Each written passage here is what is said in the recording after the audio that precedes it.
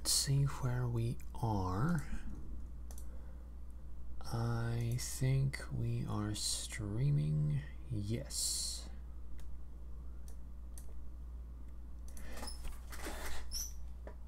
All right, let's go ahead and move over to Musica.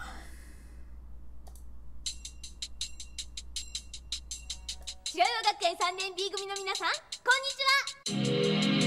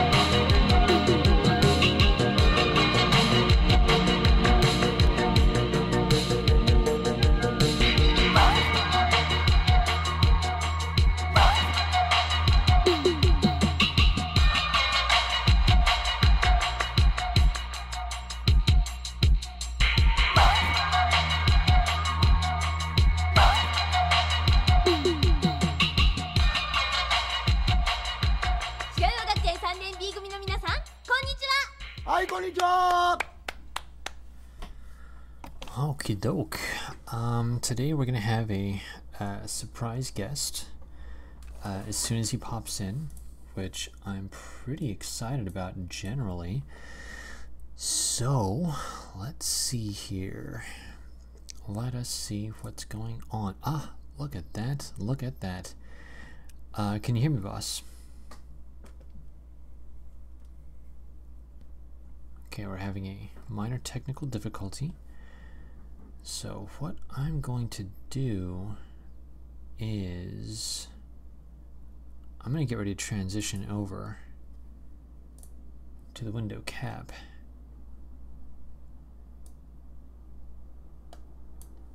Let's see what happens. Alright, so we're having a minor technical difficulty.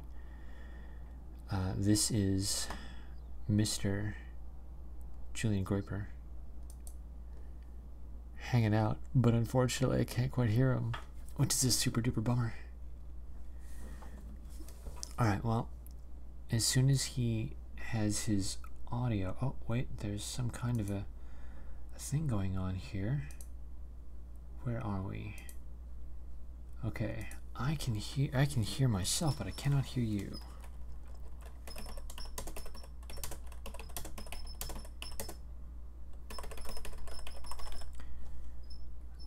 Okay. Well, my understanding is that Mr. Groiper is from, I believe, the Netherlands, or someplace like that. One of them are Nordic countries. I'm sure he's going to berate me for not remembering, and also for having just an awful sense of geography. So as soon as he's able to berate me, we'll get a nice earful of that. In the meantime, I'm going to check and see what's going on in chat.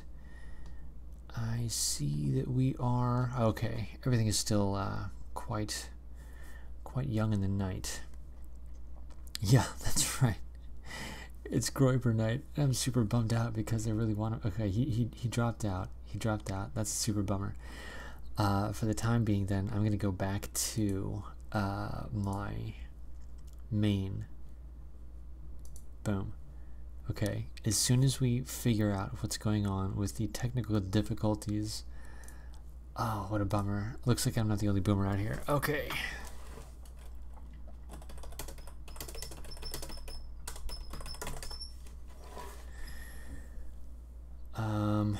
Okay. So I was going to go ahead and talk a little bit about the concept of winning.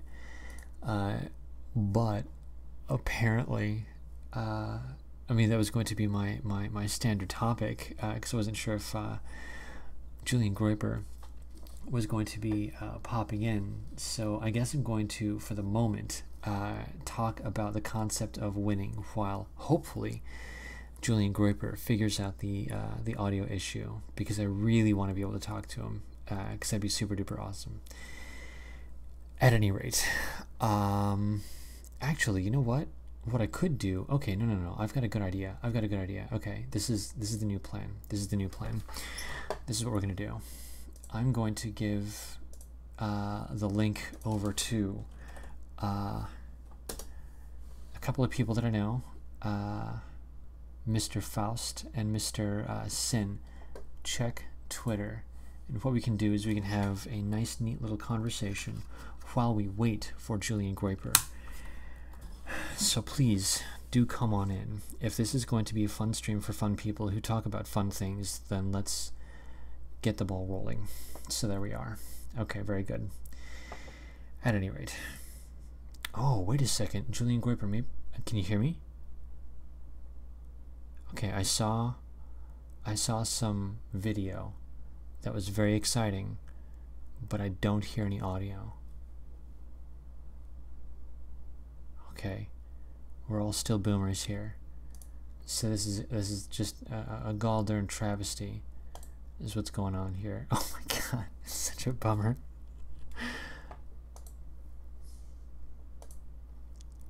Okay, here we go. I think maybe. Wait, Sin, can you hear me?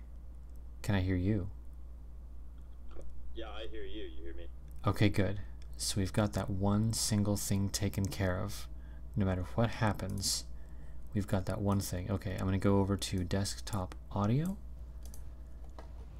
and making sure that I'm completely taken down on everything else. And now we're going to transition over to... Boom. Okay, now I think that everything's okay. Come on, Julian. Conquer your fucking boomerism. Yeah, I know. I'm so bummed out because I really wanted it to all work out.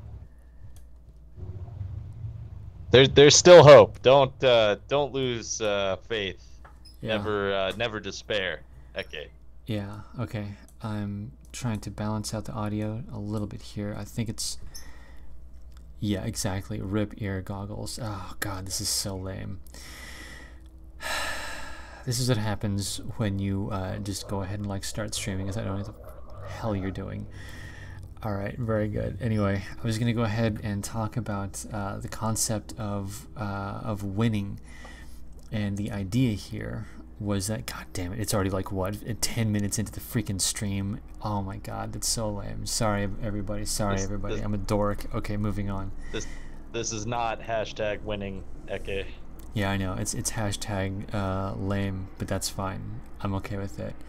Apparently, Julian Groiper is having some minor technical difficulties, so it looks like this is Frame Game 2.0, and that's okay, because we're going to keep streaming no matter what happens, and if Julian Groiper manages to sort his tech issues out, obviously, he has the mic completely. But for the time being, I would like to just go ahead and talk a little bit about the concept of winning, just for a moment, because this has been on my mind. I know it's been on your mind, and I just want to sort out a couple of ideas. So just stay with me for a minute on this, and I want to get your take on it. There's a lot of stagnation that's going on, and I don't care for it. And one of the issues with regards to, sorry, the insomnia is creeping up on me. One of the issues with regards to the stagnation is that there seems to be almost a hard wall, like not even a speed bump, but a brick wall with regards to legalities. And yeah, it's the dam, Eke. It's the dam. Remember, we came to the mental conception of this quite some time ago. Yeah.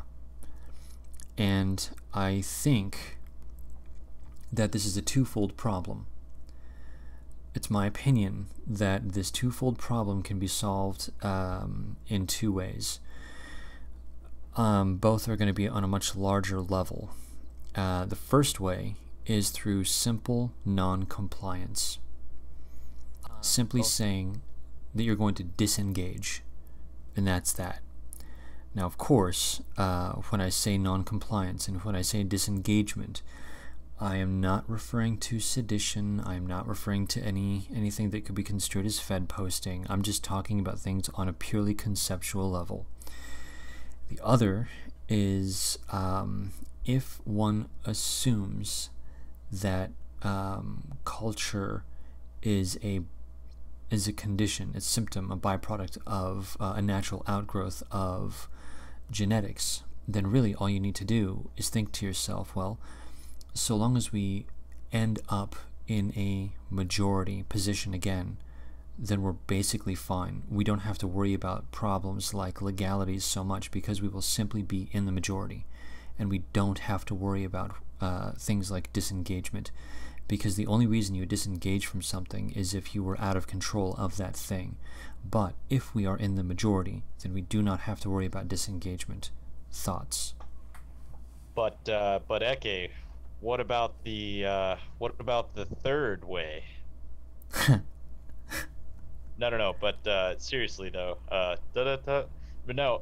The issue here is that I don't think either of those solutions are true final solutions, if you will, because if you disengage, I've talked about this many times before because I feel that it's something that a lot of people don't take into account. But if you disengage, let's say you take the Varg pill, and you buy a plot of land, you find yourself a QT 3.14, and have white kids and homeschool them and keep them away from the pause, and have no internet connection, so on and so forth.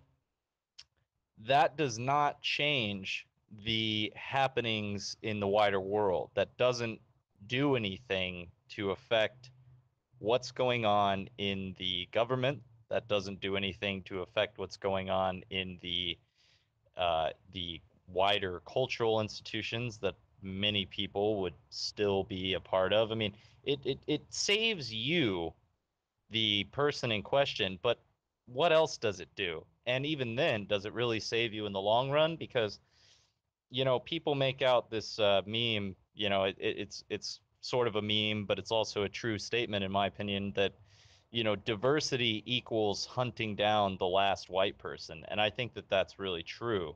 So I don't think the Varg pill is actually a true solution. I think it's a false sense of security.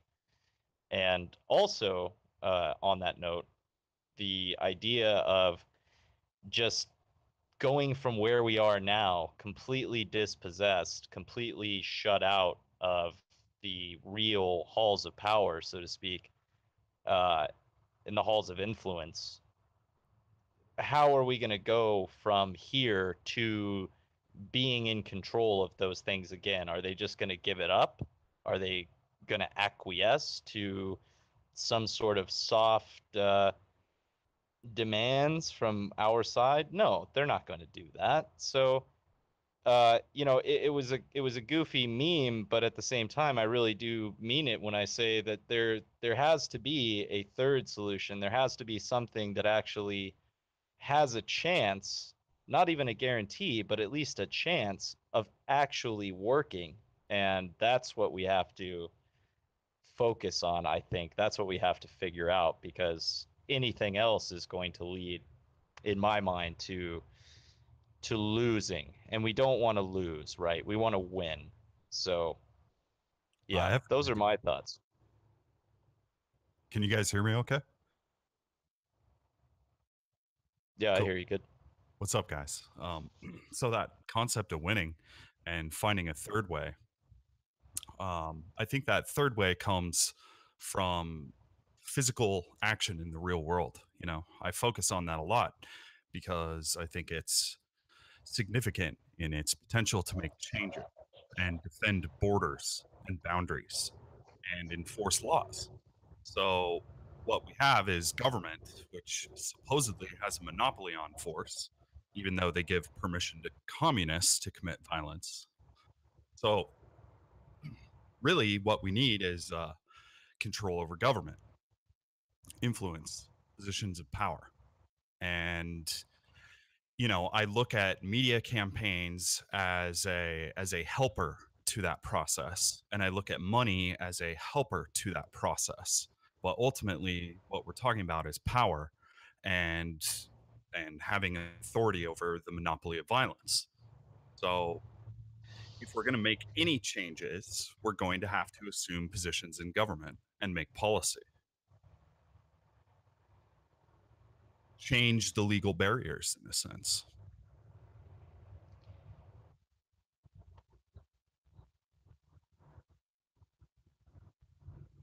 Nice.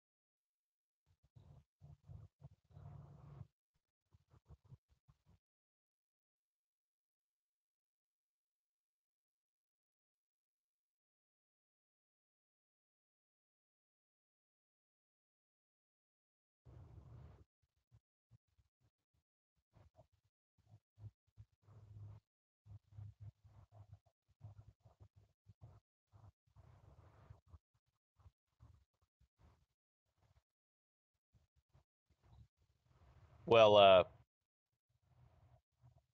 I'll tell you, Eke, from personal experience that forming a legal enterprise, forming a business entity is easy if you're in a free state. I don't know what it's like for California, but Uh, it's literally as simple as filling out some online forms. It's online now. You don't even have to do paper.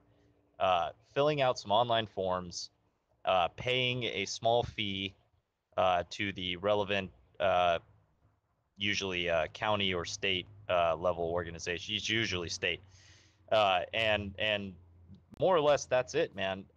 You don't have to have a whole lot going for you to establish the legal entity.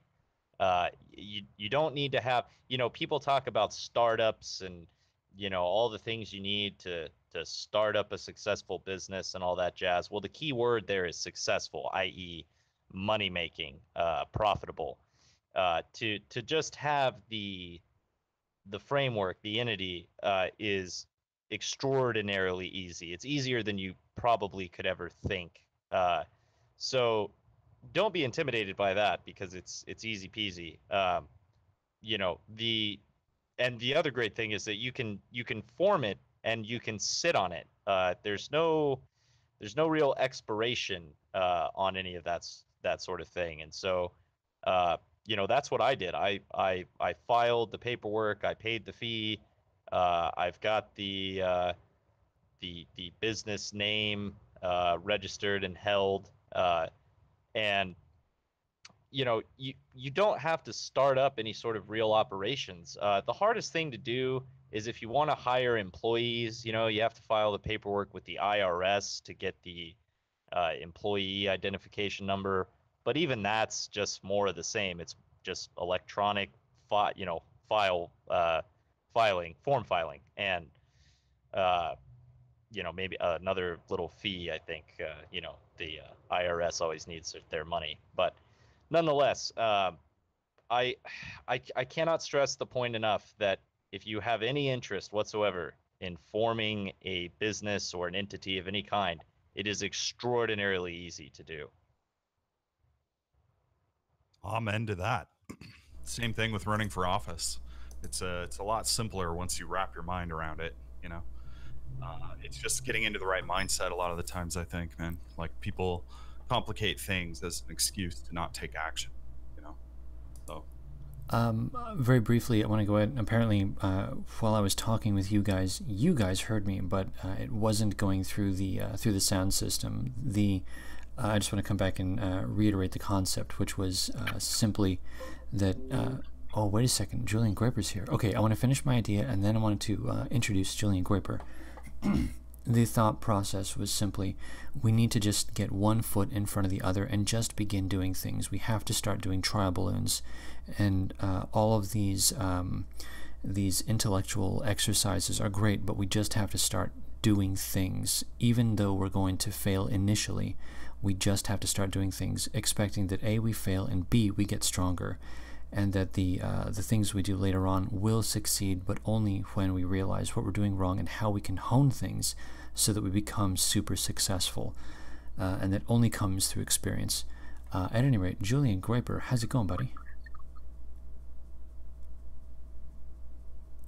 Crickets. No, I saw something happen a moment ago. I heard a Windows error come from him. Yeah. It sounds like his mic is not working, but there's some kind of audio input happening no matter what. Oh, that's so frustrating. Okay. Maybe he's frantically searching. For a backup mic as we speak. Yeah. Yeah. Is a smartphone? Does Google Hangouts work with smartphones? Yeah, it does. Yeah. I'm on one right now. Oh yeah, dude. Oh, wait a minute. Julian, are you there? I could have sworn he popped up for a second. Oh. I can't believe we're all looking at a freaking Groiper. Was he coming in hot? Like, what's Julian? What's he bringing? Well, apparently he's one of these types that is a bit of a thinker and a fisherman, and he just seems to have hot takes on things in general. And I just wanted to get his opinions, because he always seems to have clever and amusing things to to say. He seems to have quips. I can't help but think that you could probably just throw him at a subject and he would have something to offer. I can't make sense of half of what he says a quarter of the time, to be quite honest. But yeah, I agree on the hot takes. He's always throwing out some shit that gets the old noggin jogging. Yeah, yeah. I, oh, I almost heard something. Hello? Oh, Yes, Hello? we What's hear up? you. Heck yes. How's it going, buddy? Oh, you can hear me? Yes. Indeed. Oh, nice, nice. Oh, I see. I pulled my, I kept changing the input until I got one that worked. Nice. You overcame the boomer. I'm proud of you, my son. This is outstanding. He graduated all the way to millennial. I am a millennial, so I've caught up with my generation. I like it. Well done. But good to be here, Etche. Thank you for having me, and thank you for your patience during my technical tribulations. Hey man, it happens. This is amateur hour, I guess. What am I gonna say? Am I gonna get upset? I can't get upset. Come on. It's ridiculous. So at any rate, You wouldn't get upset with a lemur, would you? oh God, no, never. Not in a million years. Maybe a gibbon, but not a lemur. Alright, so, Julian Groiper, I remember, like, I can't recall the exact things, but I remember that, like, 2 or 3 streams ago, you actually had some interesting challenges to things that I had said, things that sort of seemed to come in at an angle and give me the idea that maybe I don't know what the hell I'm talking about. Do you happen to remember any of those off the top of your head? They very much come to me in the moment, in the flow of consciousness. You know, great minds knocking together in the binaries of the zeros and ones. Fair enough. So it looks like we got a philosopher over here. Nice. I'll take it.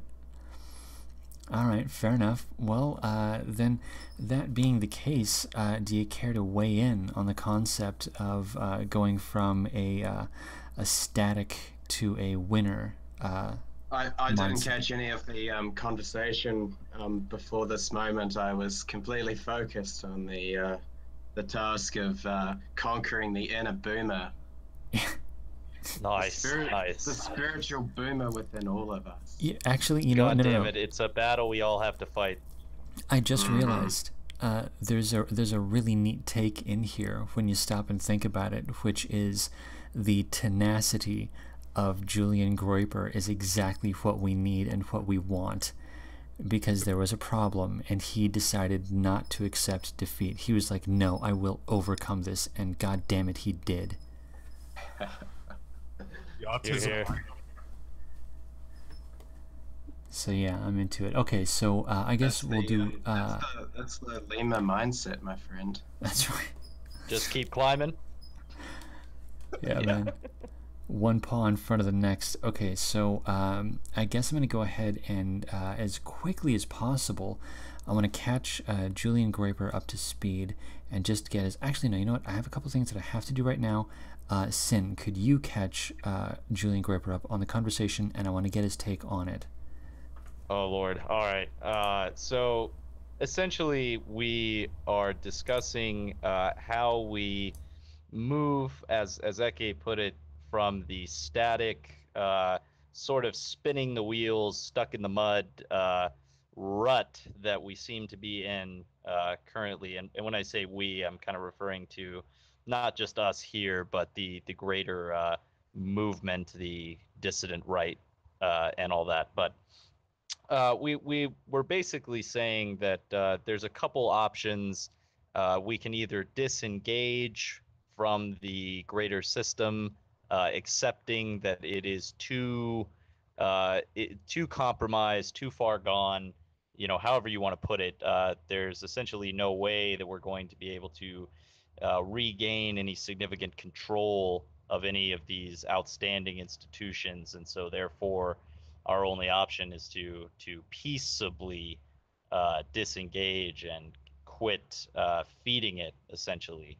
Or that, and this is the less defined option that Eke threw out, that I don't even really see as an option, but nonetheless, the idea that through demographic stabilization, for instance, say in America, if we were able to secure the borders and stem the tide of illegals crossing over from the south, and possibly end refugee settlement programs and things like that, that perhaps things would stabilize in our favor over time, I think was kind of what he was going for. But nonetheless, that being like a second option.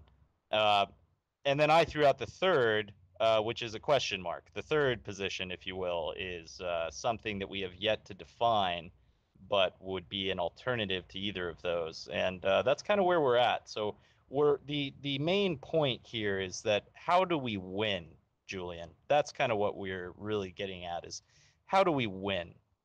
Do you have any hot takes? I see. Well, that's a discussion which is a pretty wide and scope and sequence. Indeed. Yeah, it's some heavy shit, man. So who was the first option was sort of a Basically the succession Varg. from Yeah, the system. And then basically the Varg pill. Right, I don't really watch Varg much. Yeah, I so- don't either, but people like the meme. And then your second point being stabilization, and then the third option is a question mark. Unknown. Yeah. Yes. I can feel wheels turning.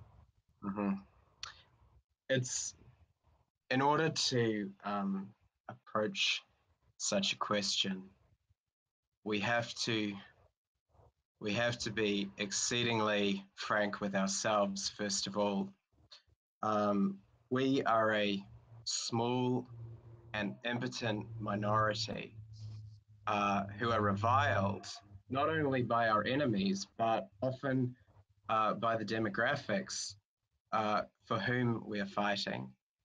And we are exceedingly low in the currency of power, which animates the modern technocratic managerial state. And that currency is human capital.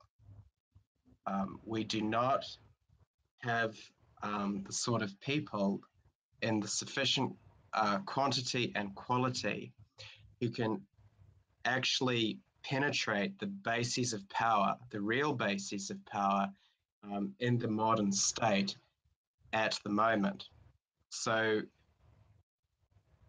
we have to begin our analysis from the beginning, and we have to stop discussing steps 3, 4, 5, and 6 before we actually deal with number 1 and number 2. And that first question, in my view, is how to attract human capital, how to cultivate it, and how to deploy it effectively.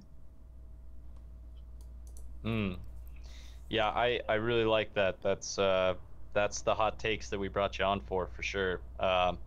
My thought is this: I agree with everything you said to a T, but in my conception, you use the word cultivate, and I know that it was in sequence related to the greater process of attracting, cultivating, and deploying. However, I want to take a moment to kind of branch into the idea of cultivation and share my thoughts, which more or less go something like this: that perhaps what we need to do, among many other things, of course, but one thing that we should discuss and possibly think about is what can we do to improve and cultivate and develop the human capital that we already have?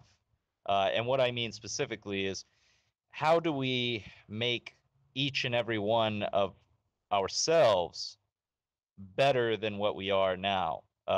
And better in the more specific sense of more powerful, more able to affect change, to enter into organizations or institutions that have real power and real sway. Uh, this is something I think we should consider as a major option for moving forward, because I think that as we increase in our effectiveness, we will in turn be able to attract more effective people in and of itself. And so that's a thought. I'd like to know what the others here have to say about that.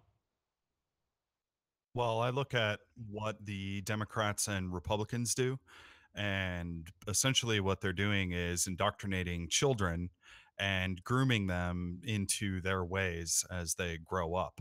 And the left has been exceptionally successful at this, more so than the right. Um, we see it a lot on the right in the evangelical side of things. But they don't engage in dishonorable tactics like the left does. And what we have is a multi-generational spectrum of an ever increasing percentage of the population being essentially trained activists who get hooked into these networks that are financed in a vast multitude of ways. So Yeah, but again, this is a function of the left's control of institutions. The only reason that they're able to indoctrinate young minds as widely and effectively as they are is because they control schools and entertainment media and various other institutions. So Mhm. this is another one of those chicken and the egg scenarios where well, yeah, of course, if we controlled institutions, we could do the same thing, but the yeah, simple fact is we don't. You know what I'm saying, Faustian? I'm sorry, I here's didn't mean to cut you off, but Yeah, dude. No, it's fine. What happens is they're scaling it up, and the people who they're attracting to their site aren't exactly the most capable or intelligent or attractive people. And what they're doing is they're causing others to hate them, especially young white men. Like everybody kind of knows that Generation Z is the most conservative, the most red pilled, whatever you want to call it. And my point about all of this is we're not training these kids in how to function within their society. Like all we're doing is giving them I guess you could say relief to the amount of pause that they're bombarded with on a daily basis. There's no real outlet that leads towards things changing. Do you see what I'm saying? Like you don't see million man marches on the streets to keep your gun rights. You know, it's exceptionally rare. What you will see is like that kind of shit going on the left, and that happens because they already have an infrastructure in place, whereas we don't. So in my opinion, like that first step is is critical. And also I don't see a first step being like memes on the internet. Okay, I see this as all like talk. What I'm looking at is action, and be that through business, politics, media, whatever. The first step is taking action. But if you don't know what to do and how to do it, if there's no model for you, if there's not other people doing it too, it's going to be harder, more terrifying, I guess. Yeah, this actually seems to remind me that we just need a manifesto, dude. We gotta get something together for like a clean action plan. Well, we need heroes. We need actors. Yeah. A manifesto. What, like, does that come before that, or?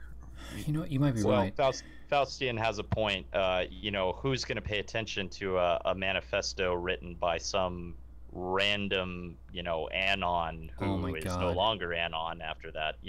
Yeah. Like I use the example of Mein Kampf here because, you know, Mein Kampf was written by Hitler after he was imprisoned, uh, following the Hitler push, which was a major event, and he was already known at that point, in even before then. You know, so eh, I have to agree with Faustian. I think that the heroes establish themselves through action, and then would be listened to. Okay. You know, if they were to write some sort of manifesto or something to that effect. So what I'm getting out of this is... But Groyper.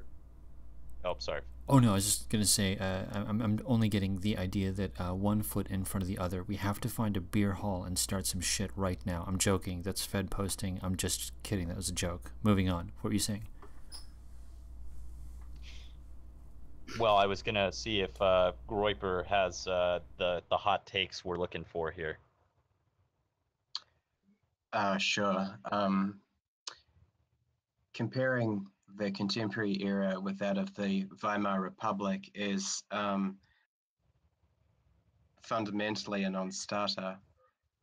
In the Weimar Republic, you have two dual influences on the cultural milieu.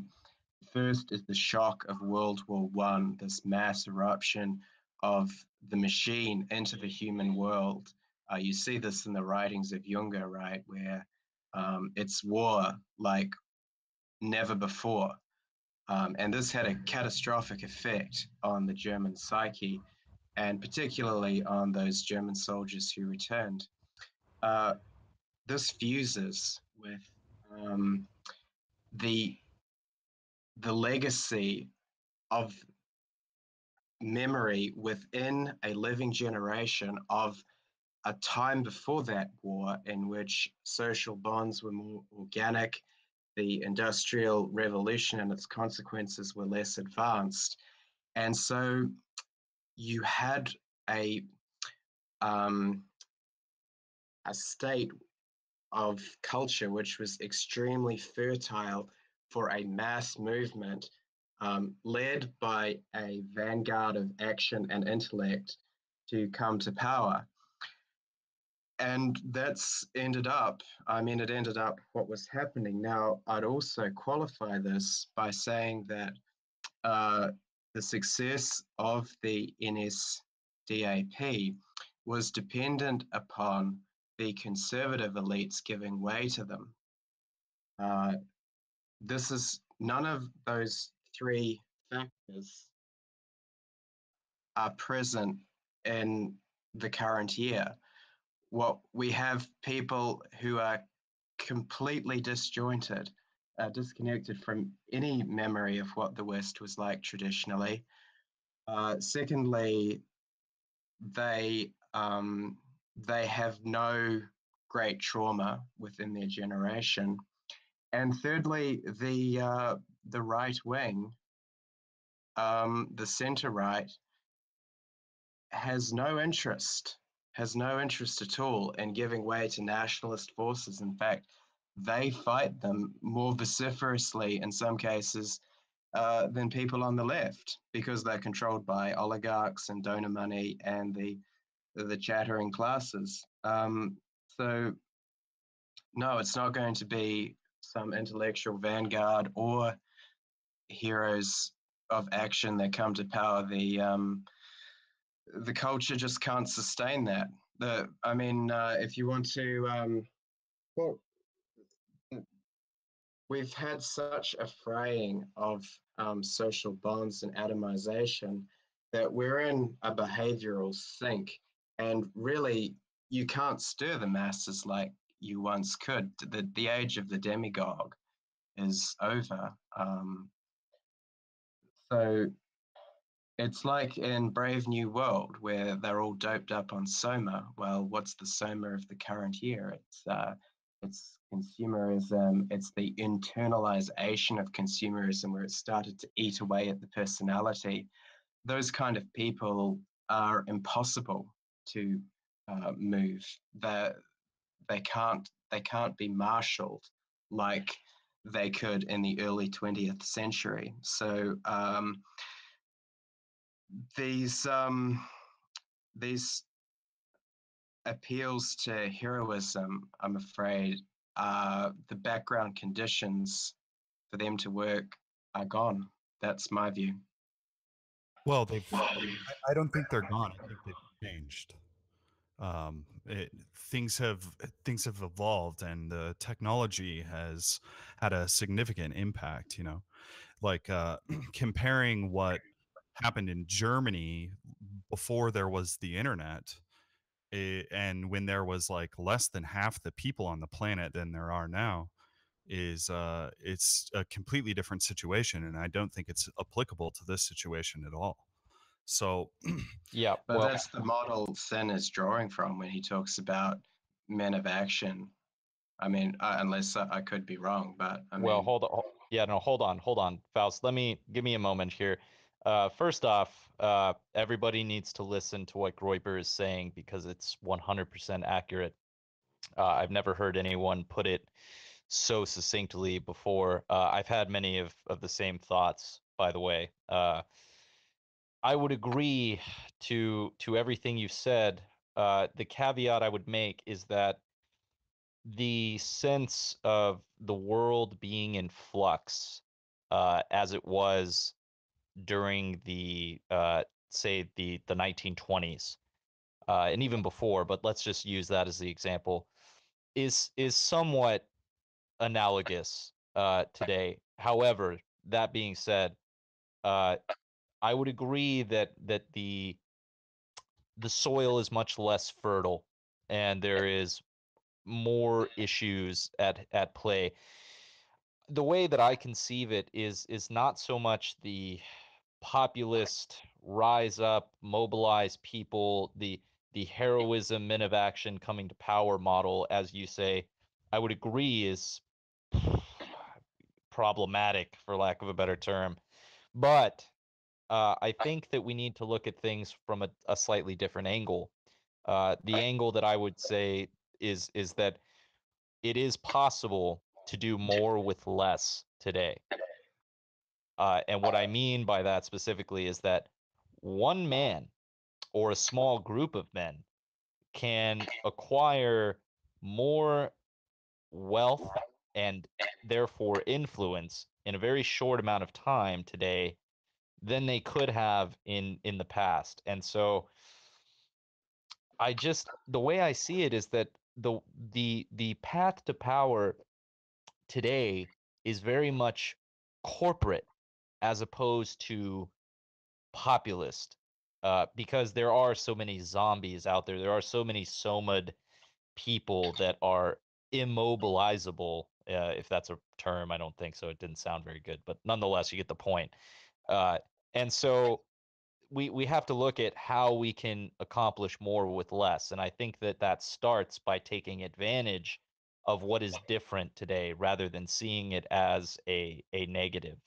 And one of the primary things that's different today is the power of technology, the availability of technology to the average person. I mean, my God, the things that you can purchase for very small amounts of currency, in the sense of modules, computers, and the software development packages, and so on and so forth. The list goes on.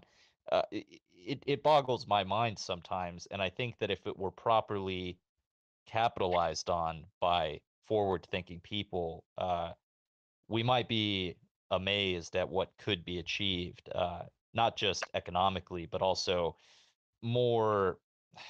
I can't think of the word, but more. Yeah, the word is not coming to me. But anyway, I okay, think that we have to look at some of the weaknesses as strengths.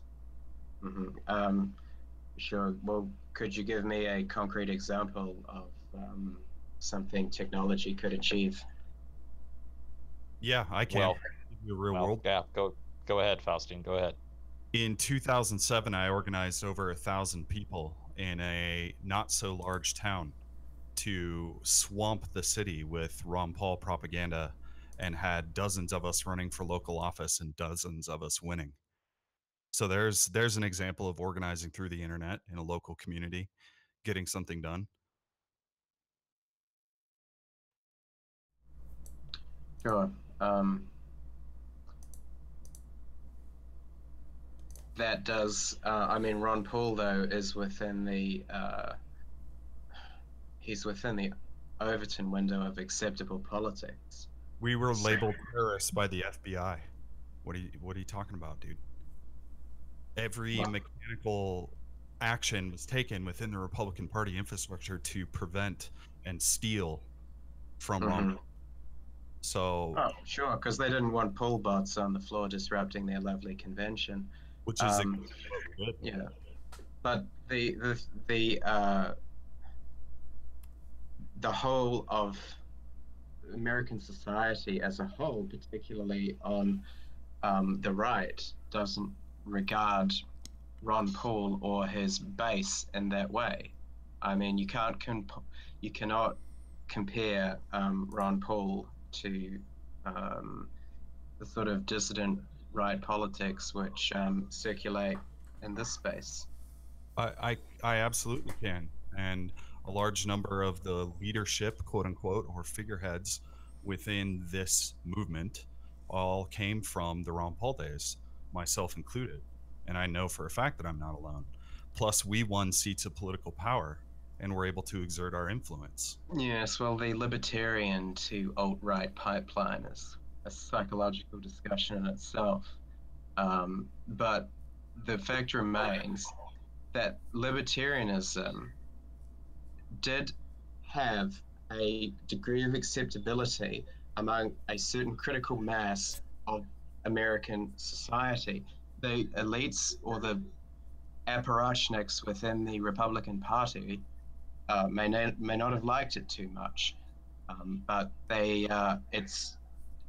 it wasn't the sort of toxic discourse that they perceive dissident right ideas to be. I mean, it's just not on that level.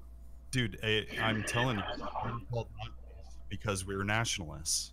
And there's no, like, we wanted to bring all the troops home, shut down all the foreign bases, you know, and like all the Zyokons, like, they shrieked as they struck us, you know. So it was But do you really think that coming out as a libertarian in your local community has the same impact as coming out with certain dissident right ideas? Well, you call it right, I call it pro-white, and I've always been openly pro-white. And so well, there you go, Faustian. You answered. Hold on, you answered the question though that Groyper is getting at. Libertarian does not cross over into the forbidden, verboten heretic realm of the dreaded racist, which is where the dissident right kind of comes in. So the issue here is that there are things that are within the Overton window and there are things that are outside of it, and unfortunately, despite all of our is right on that. And I can't remember what the exact terminology is of the Overton of its various divisions, but like you have like normative in the middle, and then it moves to like I think it's possible, and then fairly thinkable, and then you conceivable or something like that. Exactly. So I mean, you have a whole of society defense mechanism against dissident right ideas. You do not have that for libertarianism. That mechanism retreats up the hierarchy of control, and you start to run into it at the low to mid level of, say, the party apparatus, but you don't in the local community. And that's the critical thing, because that's where political organization of a practical sort begins. And that is why I reject the comparison.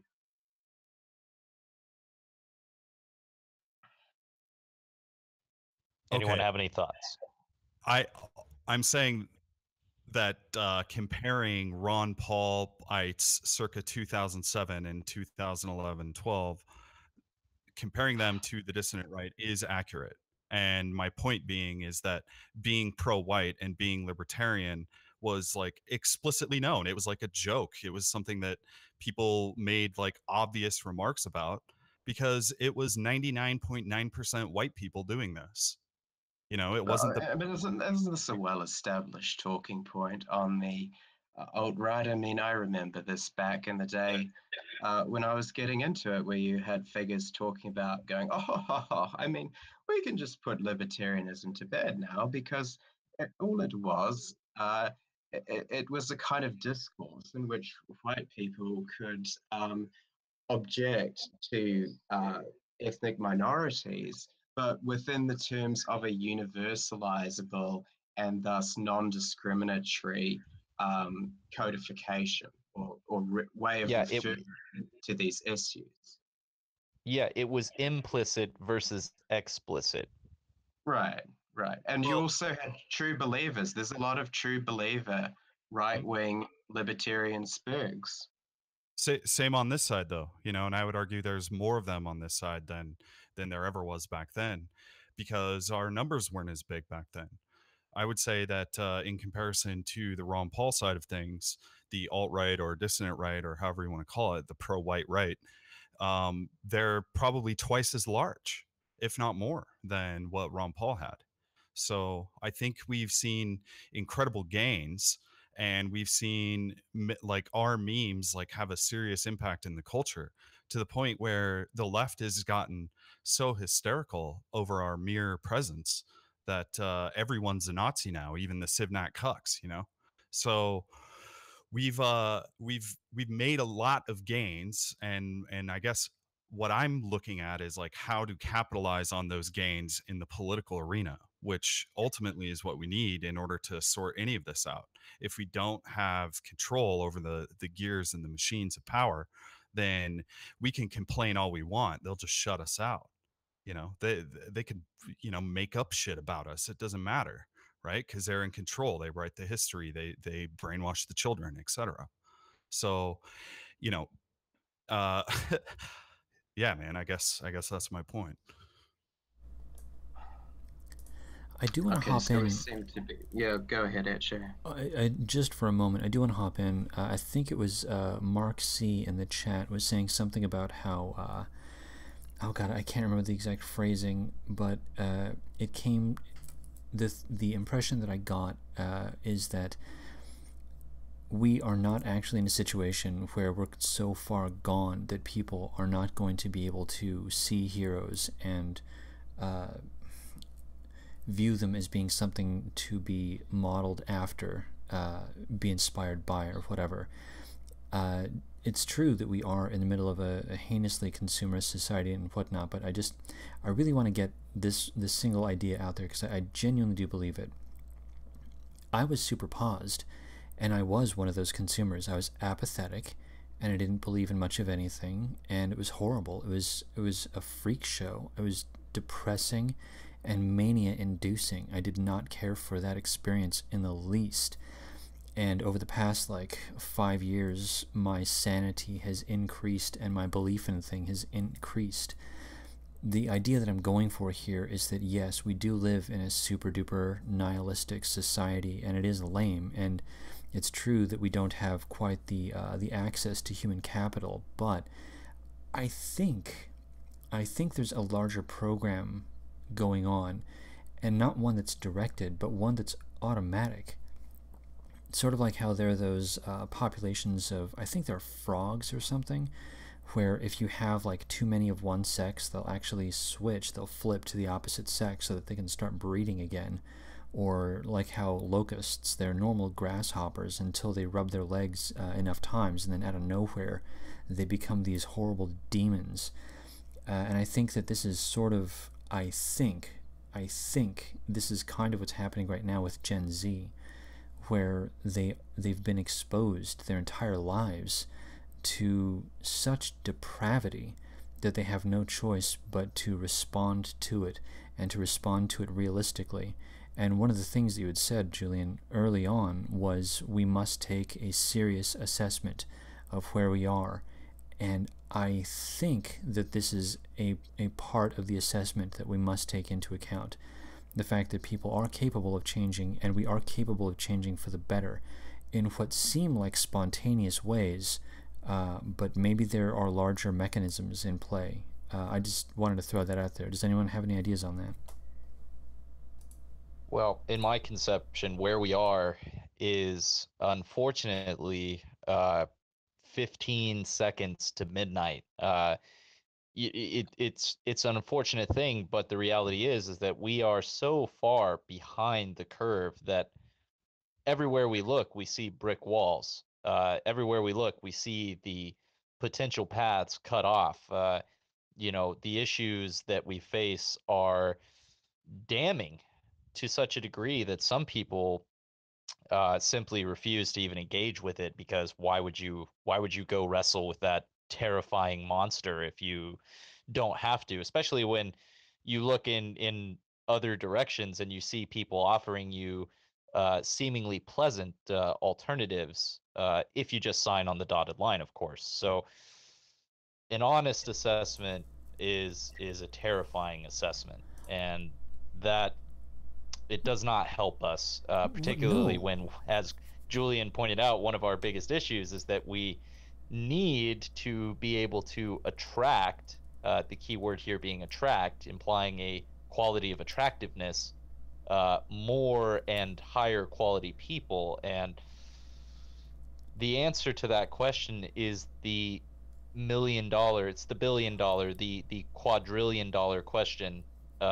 If we find it, we have a chance. Well, I'm not even going to say we will win. I'll just say we'll have a chance. well, I think that it's already happening. This is my point. It's already happening. The fact that, and I'm not saying this to point to myself to say, oh wow, look at how how awesome I am or whatever. I'm not saying that, but the point is the fact that I'm even here, and I do have an IQ that is a little bit above room temperature. I was able to go from being super paused to being more or less aware. And I know I'm not the only one. A lot of people have done this. The entire point is that I actually do think that there is very much the possibility of attracting good human capital. If I could interpolate, Ed, you're like a positive example of the Naxalt meme, right? You're an anomaly in the right direction, but we can't use you as representative of broader social trends. No, I know that you're correct, but at the same time, we don't need to worry. I mean, we don't have to get absolutely everyone on board. It only requires a critical mass. So what I'm going for here is that I think that the possibility of acquiring the necessary critical mass, I think it's possible. That's all I'm saying. Well, I would caution against thinking in quantitative terms unless we're dealing with the mainstream of the MAGA movement in America, which is driven by systematic forces, such as, we have the Sam Francis who built on James Burnham with his idea of the managerial class, and then you have Sam Francis coming along and talking about the middle class revolutionaries, and he outlines certain underlying dynamics in the politics of the United States, which drives it toward a figure like Trump. And he was proved correct. We had people like Pat Buchanan, who were harbingers, who were the John the Baptist figures. And then you have the emergence of Trump. Now, those systematic factors push people toward the dissident right because they're moving the dial in general toward the right, which of course means there's a greater minority or a slightly larger minority on our side. But that doesn't mean necessarily that they're quality people as a whole, or that they're that they define a broader social trend. In fact, you could argue in the opposite direction that they're actually the marginal elements of the locus of the trend, which is around the kind of civic nationalism that Trump promotes. I guess, Right. Julian, Well, I have more faith and confidence in white people than that, I think. Well, yeah, again, white is a very thin form of identity. It's not going to be a vector of mobilization for you, mate. Well, I disagree that it's thin. I think it's incredibly deep. It's the result of a mass society, which is especially advanced in America, right? That's what happens when your local traditions and cultures fade away. You start to identify with a signifier which is intrinsically pre-conscious. Race is pre-conscious. It's not experienced phenomenologically, although it influences those social harmony and day-to-day experience. But identity is built at the conscious and unconscious level, but it's still a cognitive process. Okay, but that's not how race. That's not race itself. So white isn't a good vector of mobilization. Identity is a complex emergent phenomenon, and you have to address the whole person. And the problem that you have, and the whole of the Western world has, but it's a particularly exigent problem in the United States, is that those real elements of identity have been broken down. And that's why you have this, passivity. That's why nobody cares, in the urban centers amongst the bug man. If their country, if they're being dispossessed from the country that their ancestors built, because they don't. Yeah, go ahead. Okay, well, throughout all of Western civilization, the overwhelming majority of people go unknown and insignificant. They live, they breed, they die, whatever. Mm-hmm. Don't remember them. What we do remember is the men who built those civilizations, who led those civilizations. And my point is that the overwhelming majority of people, they are followers. They are not leaders, and they pretty much do not exactly what told, but what's modeled for them to do. Okay. And your perception as a foreigner of America, I think, is largely conceptualized through Jewish controlled media and movie industry and television shows, etc. So in the real world, at least in my America, American means white. And my understanding of my own history is that all through American history, American meant white. So it is not thin. Okay. It's very concrete.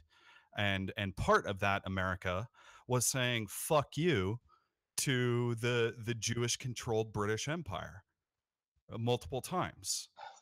So we have done more to assert ourselves. And by the way, we are the most heavily armed white population on the planet. Switzerland comes in second. So I disagree with your notion of America, and I suppose I have more faith in white American men. Right, but in a way, Faustin, you made the point for Julian essentially that white is somewhat of a kind of distant point to base identity on, and the concept of a nationality or even an ethnicity, although they're largely synonymous throughout a lot of the other parts of the world, but the idea of American being a much stronger focal point in the minds of most people as a basis for identity is actually true. The issue, specifically pertaining to America, is that the idea of what it means to be an American has been corrupted, as it has been in much of the rest of the Western world, but not to the extent. Uh, And so the problem here is once again a chicken or the egg. We need something that has already been lost. What do we do from this point, since unfortunately we lack the ability to travel back in time and rectify grievous errors that have been made and that we now have to live with. Okay, just real quick. The people who reject the white American identity, they are communist shit libs. You know, like they're not. It's like good, thank you. No, they're not, Faustian. A lot of them are normal, everyday people. Let me give you some more communist shit lib propaganda, Faustian spirit. You want to draw a line back through time to which you're going to string the label white and pretend like it's the same thing. But when America was founded, it was overwhelmingly English and Anglo in its orientation. Those people rebelled against the British Empire as Englishmen claiming their rights, not as generic white people. And we know from the founders' records, people like Benjamin Franklin worrying about what fellow Northern Europeans within the Saxon group would do if they populated provinces, states like Pennsylvania. America at its founding was a discrete groups, and Thomas Sowell put it, he said, collections of authoritarian communities living side by side. They were not aggregated white people. And for the, although there are, of course, immigrants from non-English speaking parts of Northern Europe, the ethos and spirit and the dominant controlling group were English people. And though from there, the WASP class emerged, and they beat the tar out of anybody who did not knuckle down and accept their orientation toward the world and what they stood for. So America starts to, it has at that time, under the watchful eye of the WASP, quite a cohesive identity, that's the Anglo-Protestant backbone of which Samuel Huntington spoke, asserting itself. And then, of course, later on, you start to have Irish and Italians, immigrants coming in, and that's when it really begins to weaken. They soften up the WASPs for the later influx of, shall we say, less desirable groups from Eastern Europe. Yeah. And in concert, well, just let me finish quickly. In concert with that, by the time you get Irish and Italians, you're starting to move on to the 20th century. And that's when mass society is beginning to emerge, and the old folk ways of those historic white nations governed by that dominating Anglo group start to fade. And with that fading emerges whiteness. It's a completely different phenomenon to the whiteness, the white people of good character cited in that Naturalization Act that I know you're going to cite. Okay, so we have to be very careful about the historiography of a term over time. Oh, I am very careful about the history and historiography. Okay. So by the time what you're talking about happened, which was in the late 1770s, there was already about 300 years of white American culture being cultivated, developed, etc. So, you know, Americans were already a distinct people from the rest of the European body. And just a quick point of reference, the majority of our stock here in the United States is German. And at one point in time, German was the most spoken language in the United States, not English.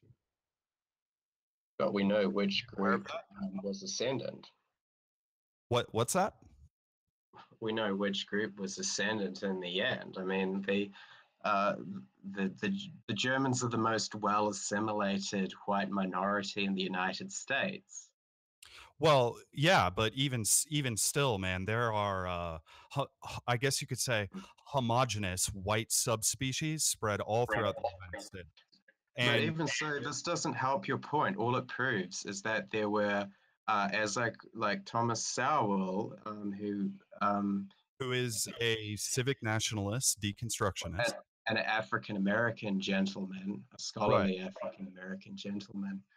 Well, I think it's true what he says is that at the beginning of America, you have a number of discrete communities living side by side. They had very strong state identities back in the day. In fact, some of those states went to war with one another. So it doesn't help your point to cite the fact that there was these people of German extraction here and of Scandinavian here. All that means is that Europe was being reconstructed in the American continent. No, actually, I one of my theories or one of my arguments is that the highest quality genes, the highest IQ white genes, fled the Jewish paused Europe that was oppressing them and came to the United States to pioneer, explore, colonize, trade, etc. So our stock and our spirit is what led our gene pool to resist the pause, whereas New Zealand cucked as hard and often as it could. Excuse me? On what grounds do you Do you say still that? pay taxes to the British Royal Empire? Well, I am a loyal subject of Her Majesty Queen My Elizabeth point II exactly. of New Zealand, because well, we were less prone, I suppose, to just having the highest living Rebellion. standards, but still. But anyway, this is quite beside the point of what white identity was back then and how it's conceived now. I mean, my point is made for me. If white identity was such a overriding, clear, and explicit force, then you wouldn't have to be making these points on an obscure It's not a forum on the internet. it's not a for one. Okay. You are talking to three white American men who have fully embraced this white American identity. So this is kind of even Sin has reservations as far as I can tell. Well, look, I have a lot of complex thoughts on all of this. I mean, look, on the one hand, I will come out and say that I agree with Groyper that language changes over time, the meaning of words, and therefore the concepts that they're meant to explain are oftentimes distorted in the long telephone game that is history. But also, I agree with Faustian in that there has been somewhat of a new white American identity that has been formed. The unironic Amerimut meme comes to mind in the sense of us being this mishmash of all these formerly distinct European ethnicities. The only thing that we have left, in many ways, in the American sense, is to go all the way out to the race concept. So while it may not be the ideal situation, Julian, I would agree with you on that, because it does exist in this somewhat wispy area of the unconscious. It's essentially all we have. There are other people, other groups in other parts of the world that still have some sense of the original identities of their tribal ethnicities intact. But this is why I believe different strokes for different folks. I don't think that a solution that arises in America is going to be necessarily directly exportable to everywhere or anywhere else, for that matter. I have complex feelings on the matter. There are very similar trends here. I mean, I'm not trying to get at America, in some try to play some racial purity card because we're not, a composite of, every European ethnicity. I mean, attitudes of Kiwis are largely indifferent to race the most of the time where it counts. So we've undergone the same process, and that process is the breaking down of local community bonds, of the culture, traditions, and religion, which actualizes the biological substrate of who we are. Without that, you can talk about your race all you want, but it's like a gun with no bullets. There has to be a phenomenological element to it in order to actualize it. And if you want to restore an identity which is capable of defending itself and which is meaningful and which is imminent to though and appears real to those whom it modulates, then you have to move beyond racial consciousness. That very phrase suggests the ideological element to this kind of racial reductionism. And what is ideology? It's an extremely fragile social bond. That's why we have constant infighting in the dissident right circles, because it's not based upon real organic bonds. Racial consciousness is national consciousness. And I'm telling you, dude, it is alive and well here in the majority white parts of America. I would suggest that if you haven't been exposed to it, I would invite you to come up here and visit and see what it's like. Because what you're going to find is a bunch of white dudes and white women and white babies that don't have a leash around their neck to their queen. So, and they're heavily. Do you really? Is that really the direction that you want to take this? That you think that the defining element of this discussion is that some irrelevant monarch in Britain who nobody gives a damn about here and who has no influence on our policy, is that really the question at issue here? Well, yeah, let's keep the cheap shots to it. No. Let's keep the cheap shots to a minimum, shall we? It's not a cheap shot because he called into question the white American identity, and he cited sources that only go back to a certain window and were not a complete picture. Whereas what I'm looking at is the gene pool of the people in New Zealand and how they respond to the pause. And I'm looking at the gene pool of the white people in America and how we respond to the pause. Well, but I mean, let's not go.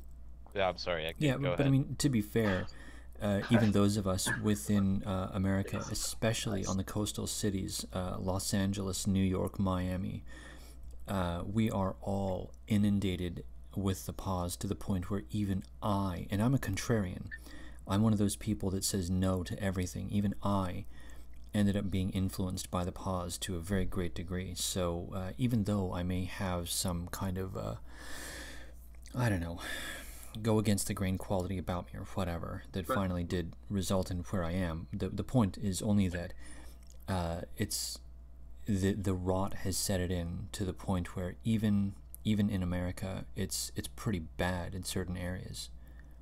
Yeah, let's not try to hold up America as this sort of shining beacon of the strong Anglo white man that can resist the pause to a degree unseen in other parts of the world. I mean, we are heavily, because Faustian, outside of your area, the country is paused to a huge degree, man. We are so paused that we export the pause to other parts of the world that are currently unpaused. So I don't think that that's a good angle to go with, man, because we are fighting for our lives just as much as anyone else. Heresy to me, son. You've blasphemed against the religion of racial consciousness. Yeah, well, look, Groiper, here's my take, man. The way I want to go with this discussion is not to infight, because I think we are trying to get away from that largely in these discussions. The area that I would like to focus on more is how do we deal with the issues at hand, knowing full well what we're facing, the amount of uphill climb that is going to be necessary to even reach break even, let alone any sort of escape velocity.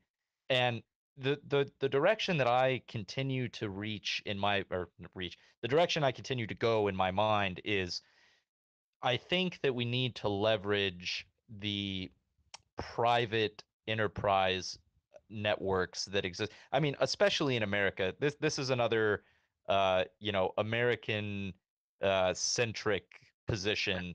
It might not be as applicable or resonate the same with you, but here in America, it's a very pro capitalist, pro business mindset amongst many people. The whole rags to riches story, the idea of, come to Every America, man it's a the millionaire. land of opportunity. You know what I'm saying? So I think that we should be looking at means to achieve. I mean, look, one man with the proper resources behind him can accomplish more than a million people arguing with each other on the internet. That's what I believe, and I could be mistaken, but nonetheless, I still think that it's a better place to look than trying to go backwards in time. I don't think we can go backwards in time. When it comes down to it, I'm kind of firmly in the dark enlightenment camp of, we need to look at the future for solutions, not the past. I do think the past offers lessons, and I think it offers perhaps a goal, that turning back the clock is what we ultimately want to achieve.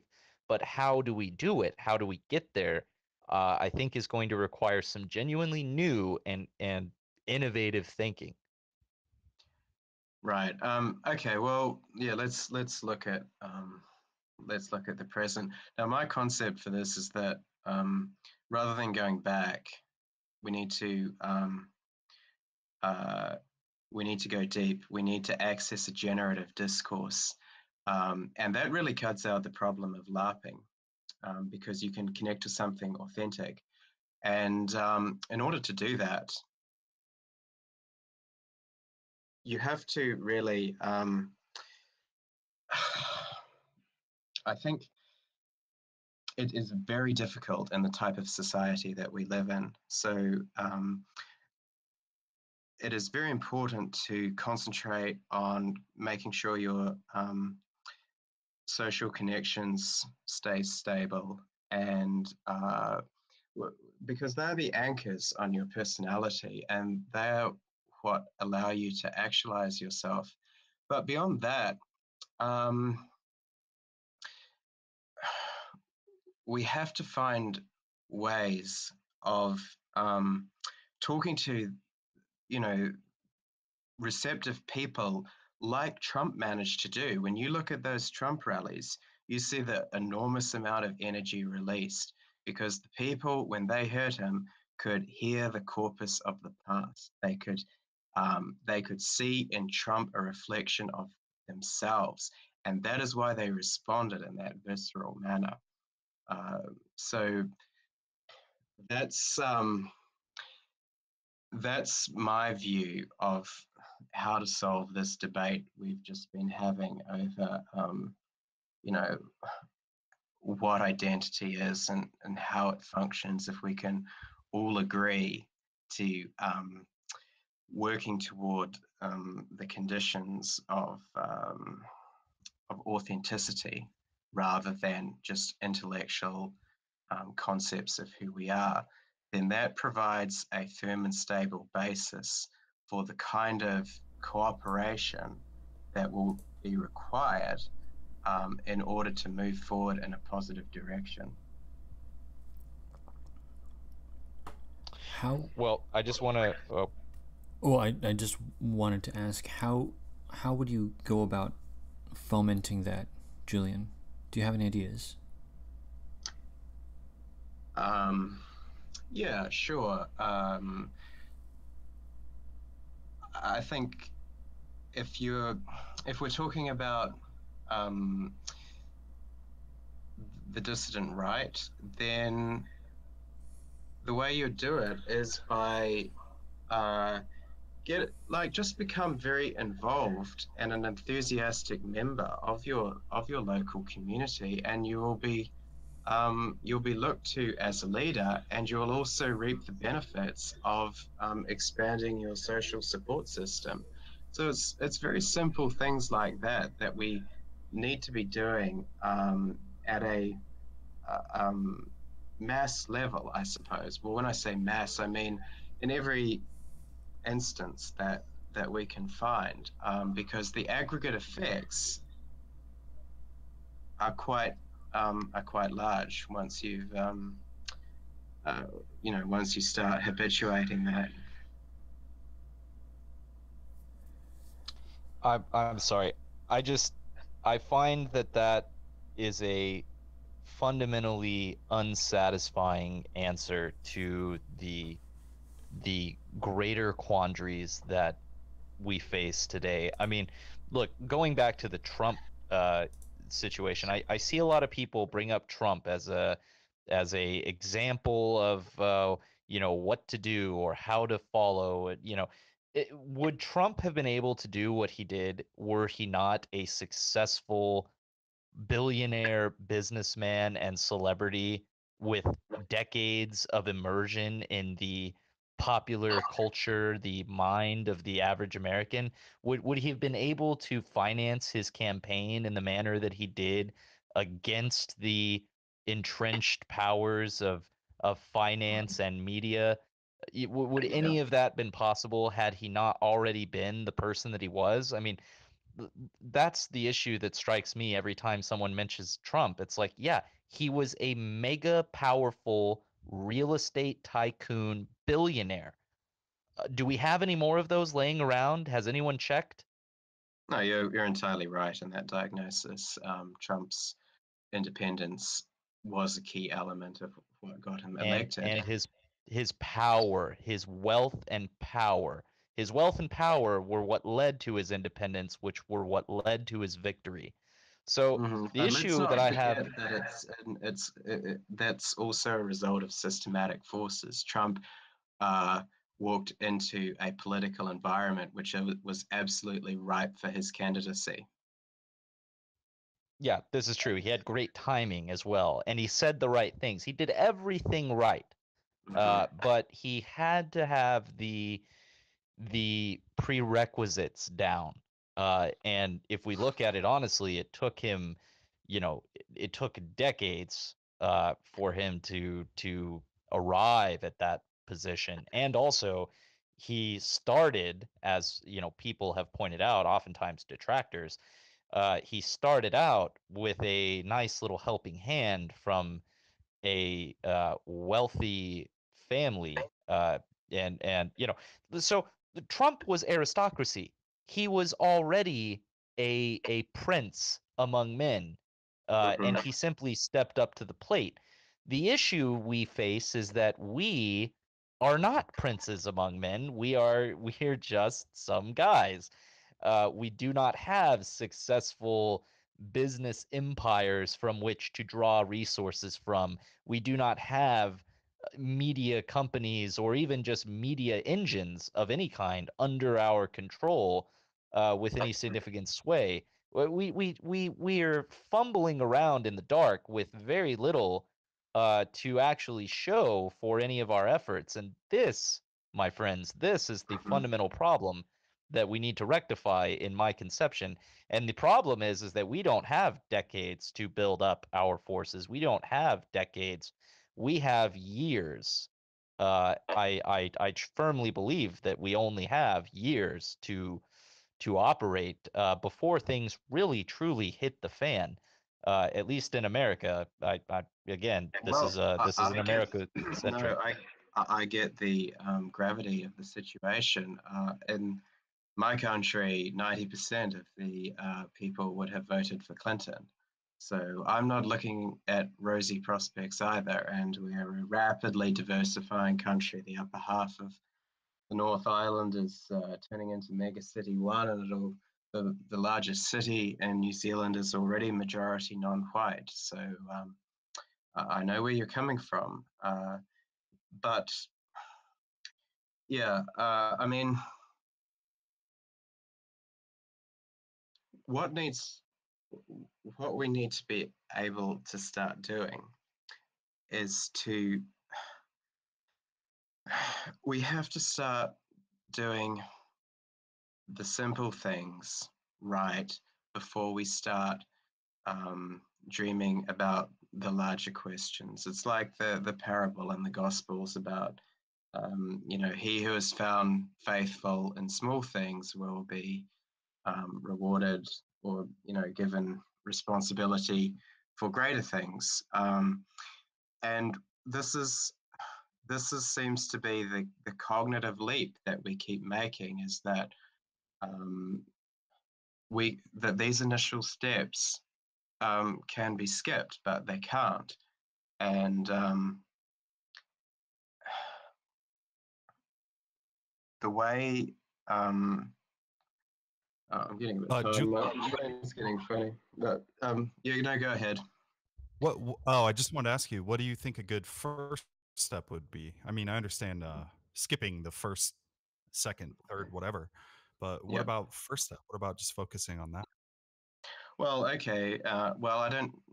See, I'm reluctant to get into this because it's going to get. I think it'll lead to another kind of conflict-oriented exchange. But as I say, I was remarking earlier that human capital is the lifeblood of an effective movement that can actually make a real change in society. And I have to tell you that from my perspective, we are not advancing in that qualitative respect. We are bleeding human capital. I've seen key people who have distanced themselves, gone dark, disappeared, who had real talent and who had real potential. And they are doing that because of the type of atmosphere which has emerged in these dissident circles post election, after Trump became inaugurated. It started to go down there, and unless those elements are removed, then what's going to happen in sociological terms is called encapsulation. This is when a hardened cadre start to emerge, and the potential those who are potentially receptive are actually distant because they cannot penetrate that hardened core. And this is why I don't give a toss that we've got more pool bots or the equivalent of pool bots right now than we had back in 2015 or something. These people are meaningless. They're never going to go anywhere. They're just systematic effects of marginalization in a mass society. We are losing the human capital which can actually take us places. And until that changes, I'm afraid that we're not going to go anywhere. What do you mean losing? Bleeding human capital. Yeah, what is that? I don't know what that means. Or do you know what, human capital, or that we're losing it? I mean, I understand what you're saying. I can't like make a connection to it in the real world or even in the internet. He's saying, he's making the contention that we may be increasing in quantity of overall people, but we're losing the movers and shakers, the quality people that can actually get things done. I don't know if that's necessarily true, Groiper, in absolute terms, but I do agree. I mean, look, the simple fact is this, and you pointed this out. Things went downhill after Trump was inaugurated and more or less left the scene.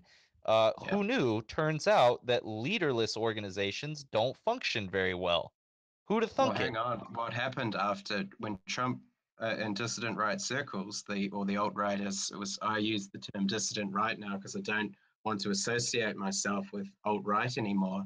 But you actually saw an attempt at centralization after Trump was elected, and that's how we ended up with the kind of PR disasters we did, because we invested the brand of the movement, if you prefer that term, in just to a few people, and they made very bad decisions. So I think, no, really the alt-right worked as a distributed network which couldn't be, which had a lot of different aspects and currents within it. And of course, that was one of our strengths. Media couldn't define us very easily back in 2015 and 2016. Yeah, but this only worked when there was an overarching, focal point, when there was the locus in the form of Trump that everyone was somewhat rallied around. That's a very valid point. Yes, and that shows how weak virtual bonds are, even ones centered around, ethnicity and whiteness. Well, that's fair. I would agree, but you can look at it like this. This is the way I think of it, is that it's somewhat akin to displacement. At one point, Trump was the unquestioned, the God Emperor, for fuck's sake, was the meme.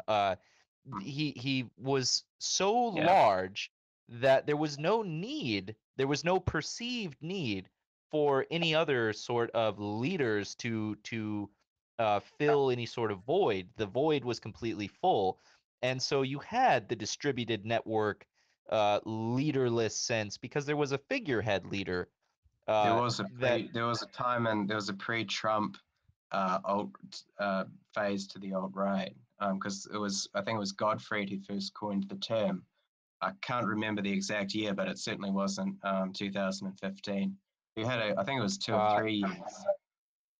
Yeah, I mean, there were certainly other periods of time, but but following the analogy, my only thing was this, is that once Trump was more or less removed from the game, when he ascended, shall we say, then there was a vacuum. Suddenly, people felt the need to fill the space that was left behind with new leaders, so to speak. And those leaders, sadly, the ones that stepped up, were not up to the task.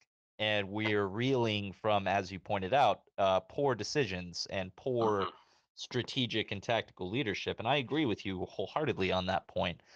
But nonetheless, this is just more pointing out what is wrong, without saying very much at all about what needs to be done to make it right. Well, I mean, IE is doing quite a good job moving forward. I mean, that's one example. It's not the only one, and it's not the only way forward. But I mean, okay, there's a concrete example. Yeah, I mean, that's fair. Does anyone else have any thoughts?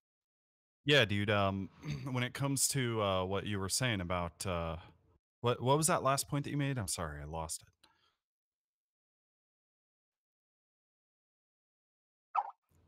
The point that I made, or the point that Julian made? Yeah. Well, you were responding to him, and it slipped my mind. Well, my point, the last point I made, was just that that we can talk about what has gone wrong, and it's important to do so to understand, those that do not learn from history are doomed to repeat it. But nonetheless, we can talk about what went wrong, while simultaneously saying very little about what needs to be done in order to make things right. Right.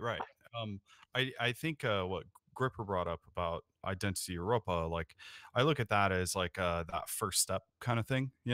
It's like they're doing their own thing. They have their own vetting process. They don't just take anyone, that kind of stuff. And as they're moving forward, we're all kind of watching, and some are participating. So hopefully we'll be able to learn something from their success or failure, you know. But I do think that's a great example of at least these guys are like trying to do something, you know, one step forward. If you want a like a concrete example that doesn't involve an organization like Identity Europa, which, as Patrick Casey pointed out on Etche's stream, it took a considerable amount of work to to get off the ground. There's a term, I was reading this a few days ago, a lefty author actually, and he's addressing what he calls infrapolitics, which is a neologism of infrastructure and politics, right? So you can probably guess where he's going with this concept. What he's saying is, and he's giving you really the secret sauce on the how the left operate, is that behind all those rallies and public mass demonstrations of power, there's a hell of a lot of organizing going on, and a lot of this is very banal and unsexy, unexciting stuff. And it's simple things like, for instance, you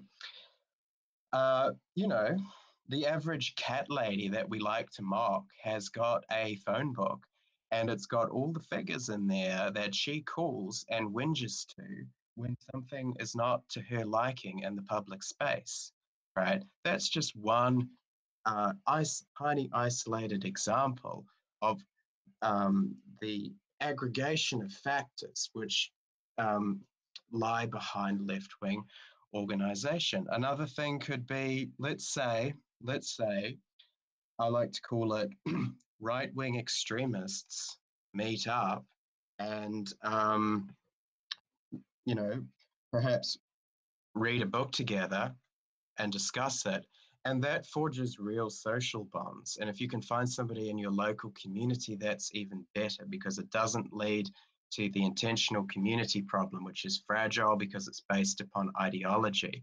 And then you might be able, from those 2 or 3 people in your group, to just move to a simple project. Say, for instance, you buy a very nice copy of a rather milquetoast book, which has introductory concepts to our way of thinking, and maybe you donate it to your local library, or you know, just any small project like that, which starts to begin to build the bonds of cooperation and networking that can be systematically expanded over time, like you know, like a certain fungus grow like that. They can a new plant can form off any node. That's a practical steps we could all be taking now to move forward. And it doesn't sound like much, and it doesn't sound particularly heroic. Yet that is what underlies power, and the right has been absent from this political arena. That we have got to eat a bit of humble pie and put in the hard yards. I completely agree with that.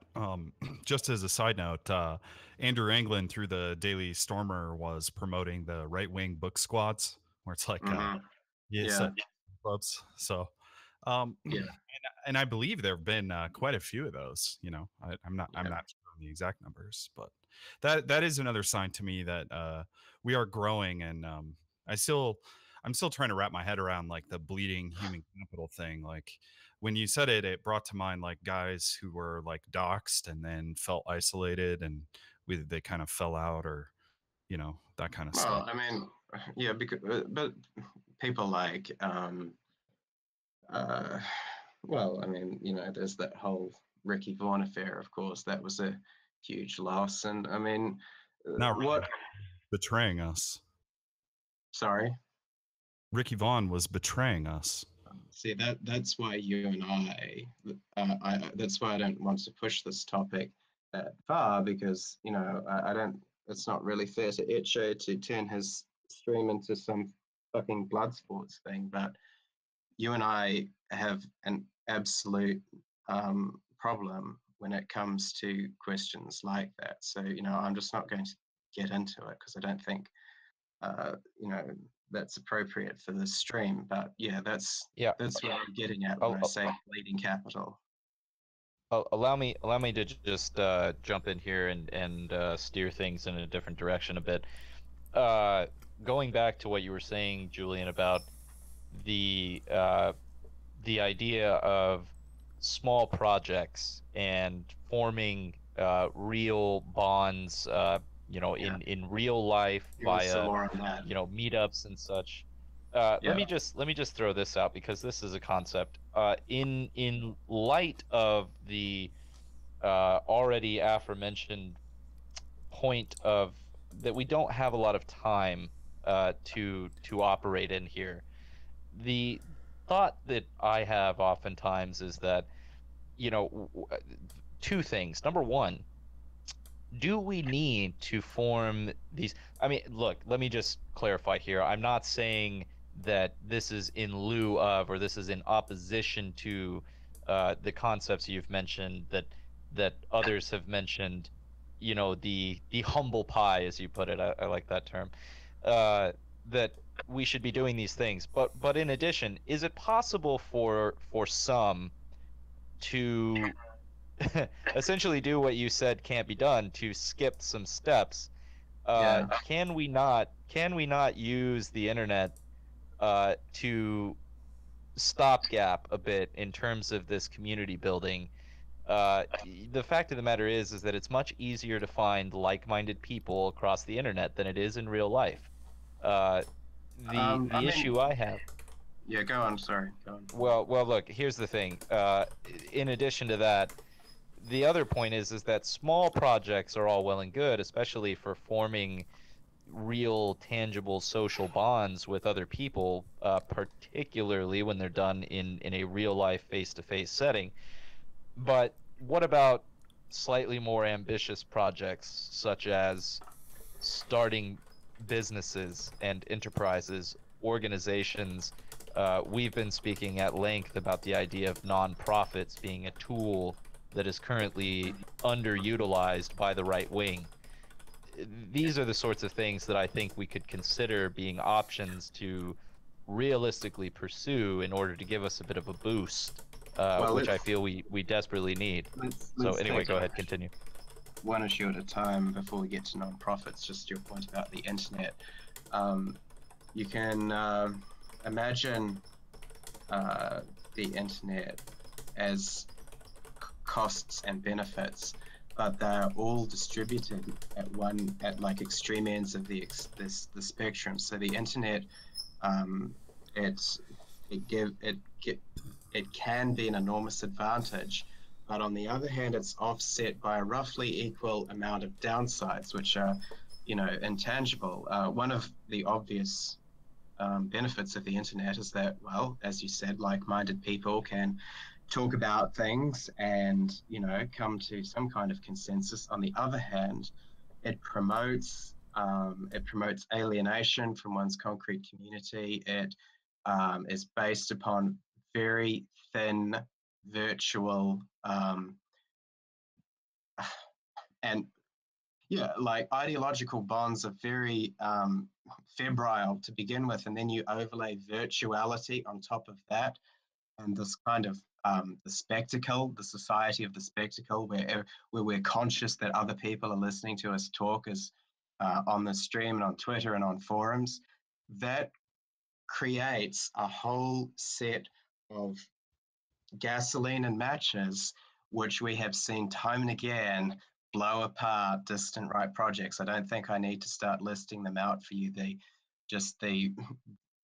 sheer frequency and predictability of those kind of occurrences. So yeah, there's a lot of benefits and there's a lot of downsides. But if you like, I can I wasn't actually that prepared for this conversation. I thought it was sort of like one of Etche's Red Pill streams, and I've jotted down some thoughts had I known we were going to be addressing this topic.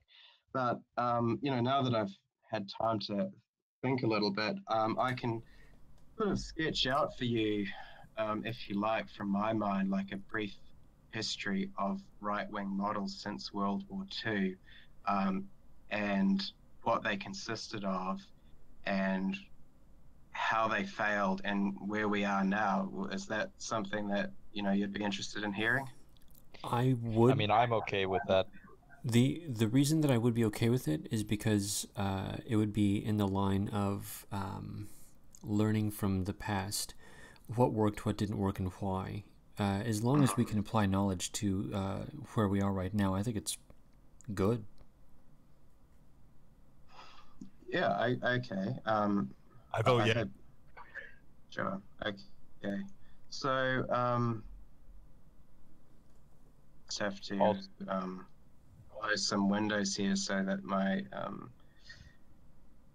system isn't giving me feedback. Yeah. Cool. Okay.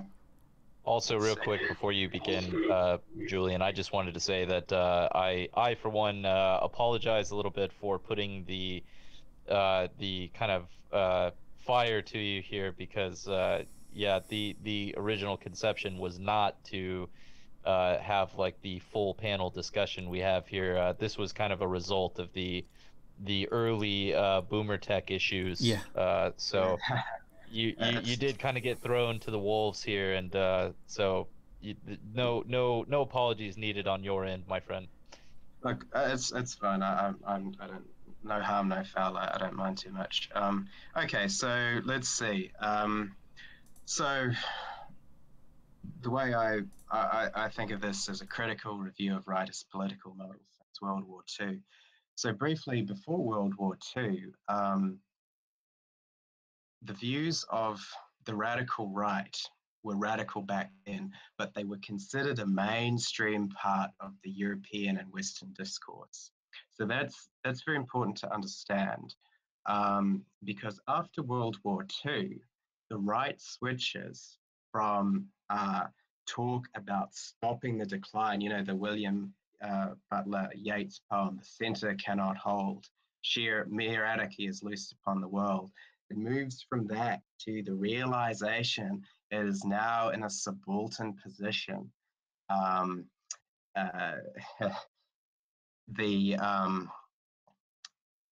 Once the Second World War concluded, the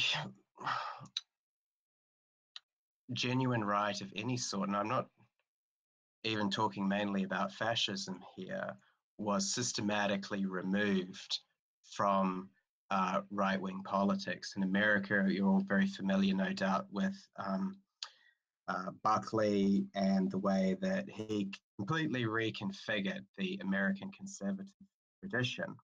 So, well, you're all with me so far? Yeah.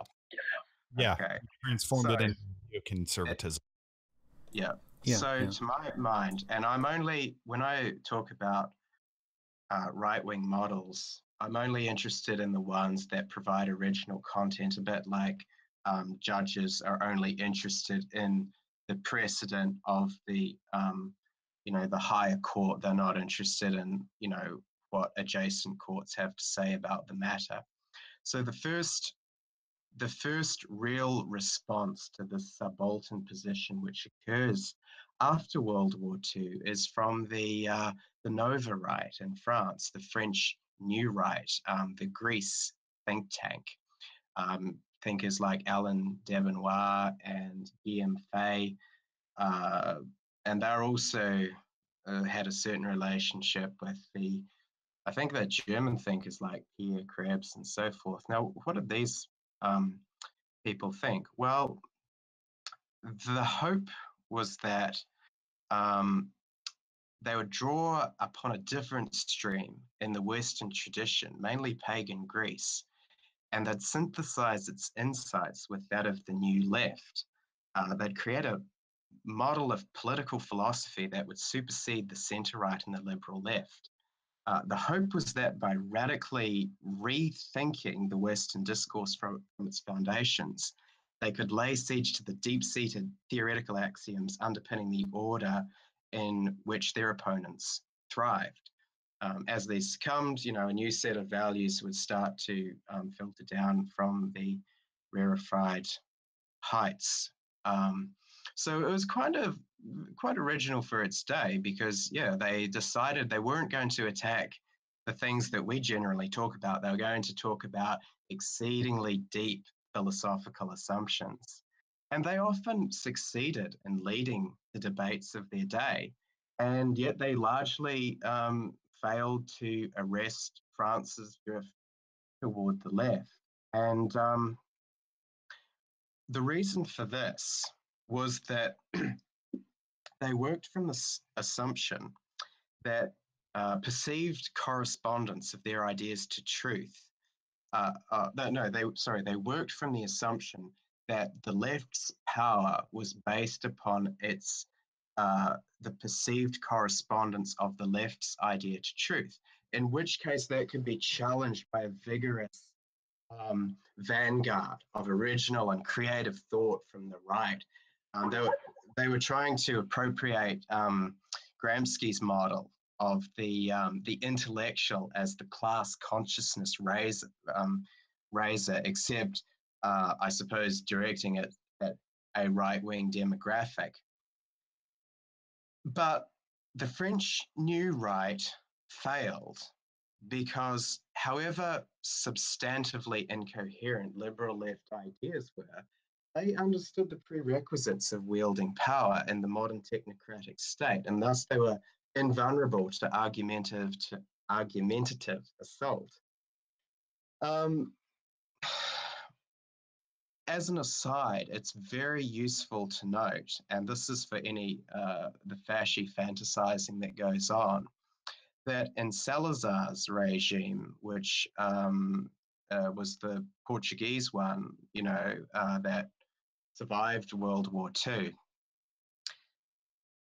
this guy was a self-admitted dictator, and I don't say that pejoratively necessarily, and yet Marxists and liberals metastasized in Portuguese universities. They penetrated the consciousness of the rising human capital within Portugal, which was the student bodies. And ultimately, those people led the kind of revolts, and because they penetrated the military as well, that overthrew Salazar's regime. So you can see how the basis of power after World War II had completely migrated from the kinetic sphere. It was no longer sufficient to exert physical control. You had to be able to wield discursive control, the power of mediation, the power of discourse. These are all far more subtle iterations of power as the complexity of society increases. Now, these ideas that you bring ideas to an idea fight have penetrated, well, they crossed the Atlantic, and a lot of the key thinkers on your side of the pond believe this as well. Greg Johnson does. I remember he says in his essays on occult warfare that he's, let me bring it up here. Let's see. Oh, yes. From the fixed center of our doctrines and aims, we send out lines of influence in all directions. Well, unfortunately for him, his enemies send out lines of influence from the center of power, which is another question entirely. And really, the way that Johnson has recapitulated these French New Right ideas in the American space is he's made them postmodern. So he's got involved in pop culture reviews into a format which is far less esoteric and complex than the way that Debenoir writes or those other intellectuals. But the same principles are at the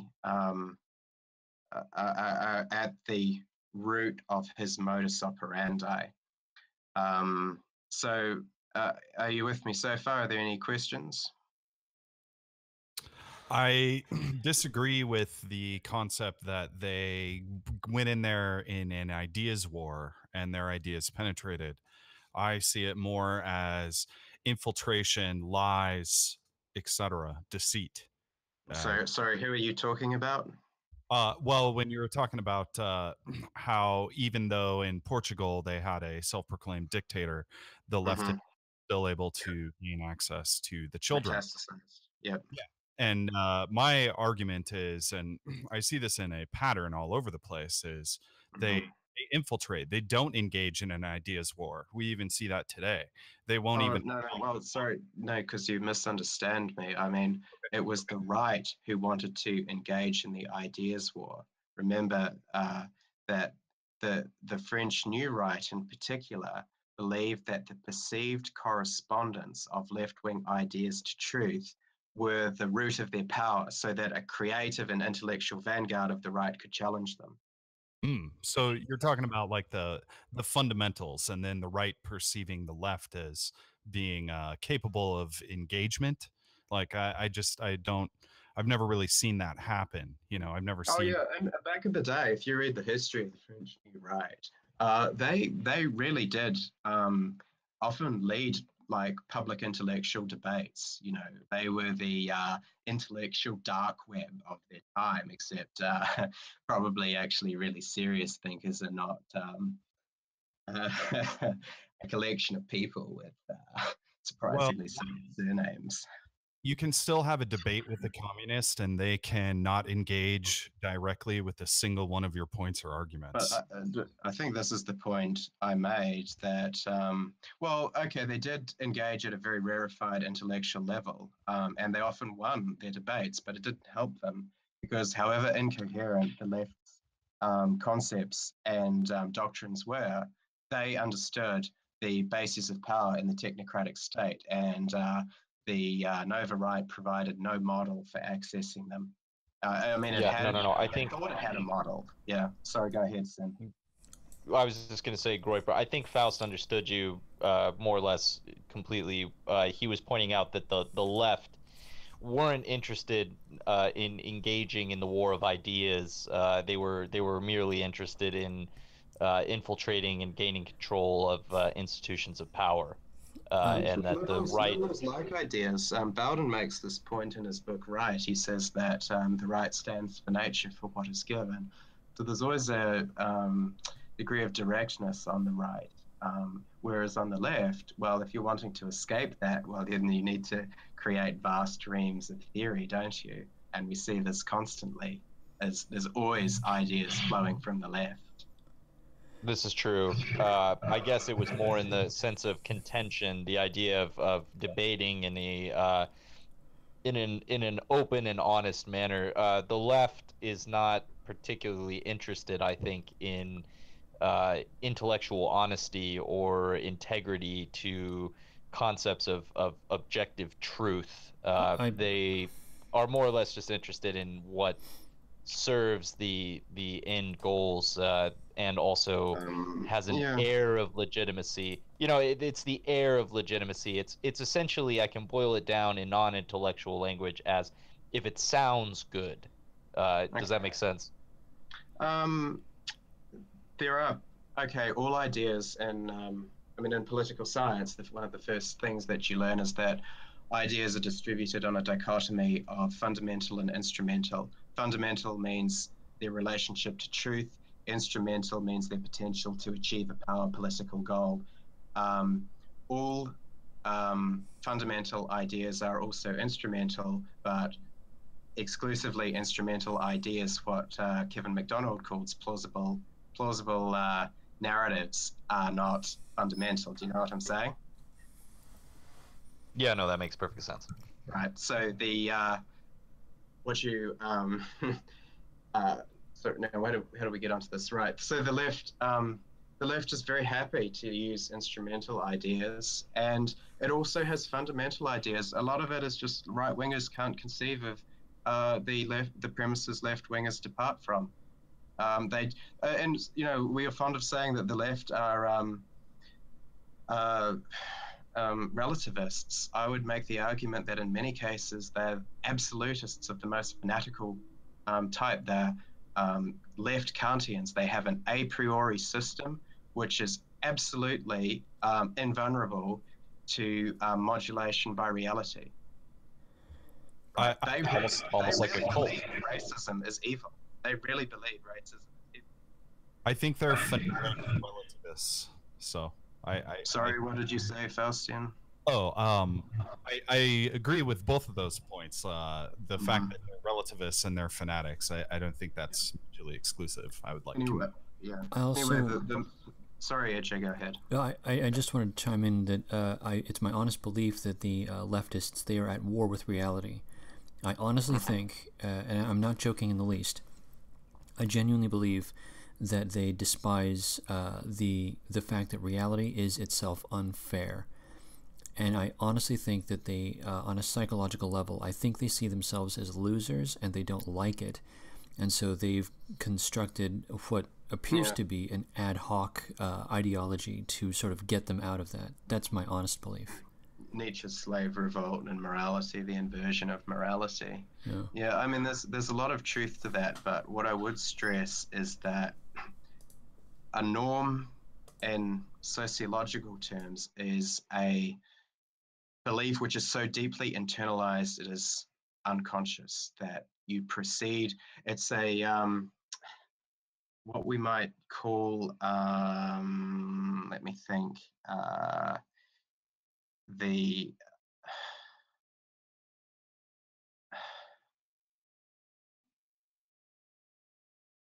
sorry, I had a great phrase here. Yeah, they're an imminent plane or set of pre-philosophical presuppositions that condition the determination of problems and the creation of concepts. This is something I was going to get onto later, but it bears mentioning now. I mean, you guys, okay, I'm not, this isn't perhaps a red pill, but there are true believers out there among the left. They really do believe this in their heart of hearts. I mean, what Edche says, yeah, that's true as well. But anyway, to get back to my original point, the key issue is that the French New Right thought they were going to bring ideas to an idea fight in a very creative and original way, which they did, and that by winning those idea fights, they would undermine the foundations of left-wing power. Now, the left wing engaged with them, and in many cases, they lost those debates, at least from the position of an objective observer. And now, I think it was Faustian brought up the point that perhaps they disingenuously engaged. Well, the left isn't monolithic, and they do like ideas. There were probably back then in France thinkers on the left who were eager to debate a real intellectual opponent on the right. But in the same way that the United States has formal embassies in countries that it's hostile to while working with its secret services to destabilize governments and movements it dislikes, well, the left did that as well, didn't they? Because the rest of them were busily understanding what the bases of power were in a modern technocratic state. So are we agreed or clear on that distinction? I would agree, but I would also stress that the point you made, Groiper, that the left is not monolithic, that's worth expanding just a bit, because I think it's important to note that the core leadership of many of the leftist movements, and more specifically the hard leftist, the more communistic side of things, the nation wreckers and the revolutionaries, many of them understood things on a, I don't want to say necessarily a deeper level, but on a different level than some of the rank and file members.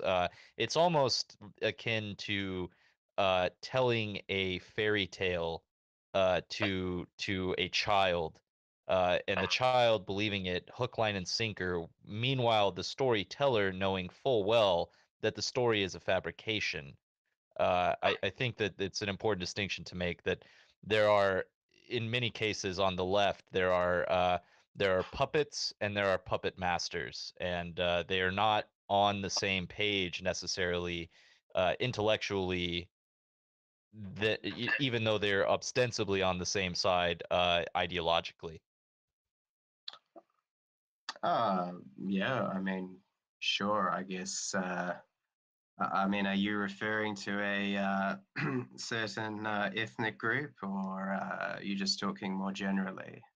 Well, more generally, but I mean that certainly does come into play, but it's not the only instance, if you understand that. Um, I do agree with you in a sense, although perhaps in the opposite direction to what you would think I'd go. I think that the the ideologues that you see in the press and demonstrating in the streets, behind them are largely an amoral class who are Exactly, exactly. yeah. Opportunists. Okay, so we're and in the sense because their imperatives are simply control, self-aggrandizement, and really facilitating the logic of the system within which they're embedded. Yeah, exactly. Let me give Rational you self-interest in a way. well, Burnham talks about this in his managerial class, where the managers become aware that they have interest as a group. But let me give you an example of the difference between the left and the real cabal at the center. I think pronounced Syriza in Greece, that like it's basically a communist party. Do you know what I'm referring to? They won the. I'm sorry. I was actually reading something that Jonathan Pohl wrote. Could you repeat that real fast? Do you know the Syriza party in Greece? It's that far left, bordering on communist party that was elected after the austerity was imposed. Yeah, I'm vaguely familiar with them. Right. Well, I'm not particularly well versed in doesn't matter. contemporary geopolitics, but I'm Yeah, it following you. doesn't. What's material is that they are pretty far left. Like it's to the left of Bernie Sanders, put it that way. Right. And what and their doctrinal and their doctrinal outlook. And they were elected because the Greek people disliked the austerity that the neoliberal led EU was imposing. And I mean, I'm not saying I agree with them, in every respect, but I think that was, in some ways, that was a representation of Greece's actual national interest. But anyway, that's beside the point. These people had radically far left ideas. They were elected with a popular mandate and, frothing at the mouth with how they were going to stand up. And, they were they were acerbically told by Germany exactly what the fuck the score was. And they took it and sat down like they went and sat in the corner after that. The Germans, Berlin, of course, is one of the it's a global city. It's an axis of international capital. That's the real imperative of the system. They are not going to let the left off. They don't mind when the far left is running around, smashing windows during G8 conferences or punching Nazis. Okay, but it happened. An anomalous situation happened where the far left contradicted the real imperatives of the system and what its real logic is all about. And that party was forthrightly dismissed and forced to sit down. So that's an example. Mhm. That's an example of what you're talking about there, where you have just axiomatic amoral logic at the core of this global hellscape that we inhabit. You know, Yeah. even Well, yeah. yeah. So Another way to put that, Groiper, would be that at the core of it all, mhm. it's about power and very little else. Yeah. Yes, that's what was going to conclude with actually. But yeah, it's good that we're sort of thinking in the same direction. So yeah, it's I think we've sort of uh, come to terms with the position of the French New Right and its failures, and also to stress the fact that dictatorial power could not keep the liberal left in check in Salazar's Portugal and Franco's Spain and the Greek junta. Um, and that's a cardinal fact. Why? Because it shows how the domain of politics, of real political difference, has migrated. Um, and so if you wonder, you know, when I was posting in chat about like why worry about the gun issue, that's why, because rightists have had the guns and it's done stuff all for them. They've still lost. Yeah, I think we can come to terms with any disagreements we've had in the past with the knowledge that we're very much aligned in at least a good portion of our thinking. I can say that with relative confidence at this point. So, I for one will take the first step to say that there must be no more Groiper sin wars. But how will we satisfy our audience? How will we satisfy the society of the spectacle if there's This is true. There must be a coliseum to some sense. yeah, the Julian, I have a question for you. yeah, go ahead, Faustian. So, looking at like the failings of the nationalist slash dictatorial trends in these various European countries, Mhm. something that comes to my mind is Yes. that each of these nations, they weren't acting in unison or harmony with one another in Mhm. working towards this sense. And I guess I kind of see it as like these nations being isolated by the international influencers, the people trying to occupy power within these countries.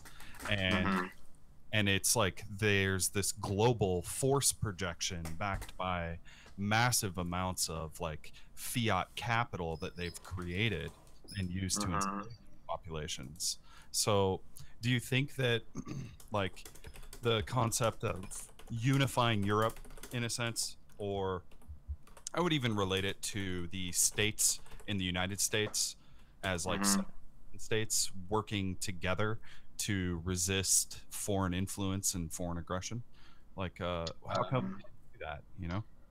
my concept of the way that power works now is that it's located in elite networks which sorry, animate the pre-political bases of real power in a country, and even exceeding the traditional territorial borders.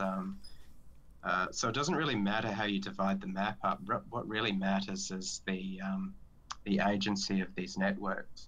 You know, for example, we see how the V4, their elites cooperate together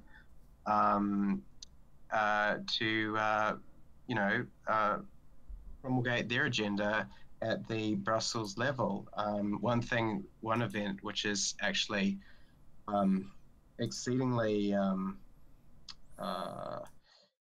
bit of a game changer, really, was when Bavaria's, I think he had the interior ministry portfolio in Germany, broke with Merkel and started siding with Italy, Austria, and the V4 group. Now, that shows that Germany isn't really a coherent vector of foreign policy analysis anymore. We're seeing ad hoc networks of elites forming that are based around achieving certain objectives. So you can see that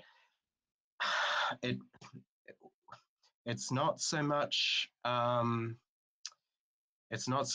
isolation that counts, but your order of battle in the modern metapolitical space. That's what's cardinal. Well, and part of that is men standing up and speaking out against these foreign influences, and then doing that while they're in positions of power, they're able to forge alliances with like minds in foreign countries. But yeah, I mean, it's I don't like to have to say this, but quite frankly, if we're talking about resistance to globalization, the Arab world and the Islamic Republic of Iran have done a lot better in recent decades. I mean, there's no sign that the Islamic Revolution is going away anytime soon. And because they've figured out how to use soft power in that country, and they know how to handle dissent in a way which diffuses it, and to articulate discourses which can mobilize supporters when and where they need it. If you look at the recent riots that happened there, they were very careful about the way that they applied police pressure. They had their own media beaming out pictures of pro-government supporters moving into, giving mass demonstrations. All of this shows a regime which is very much aware of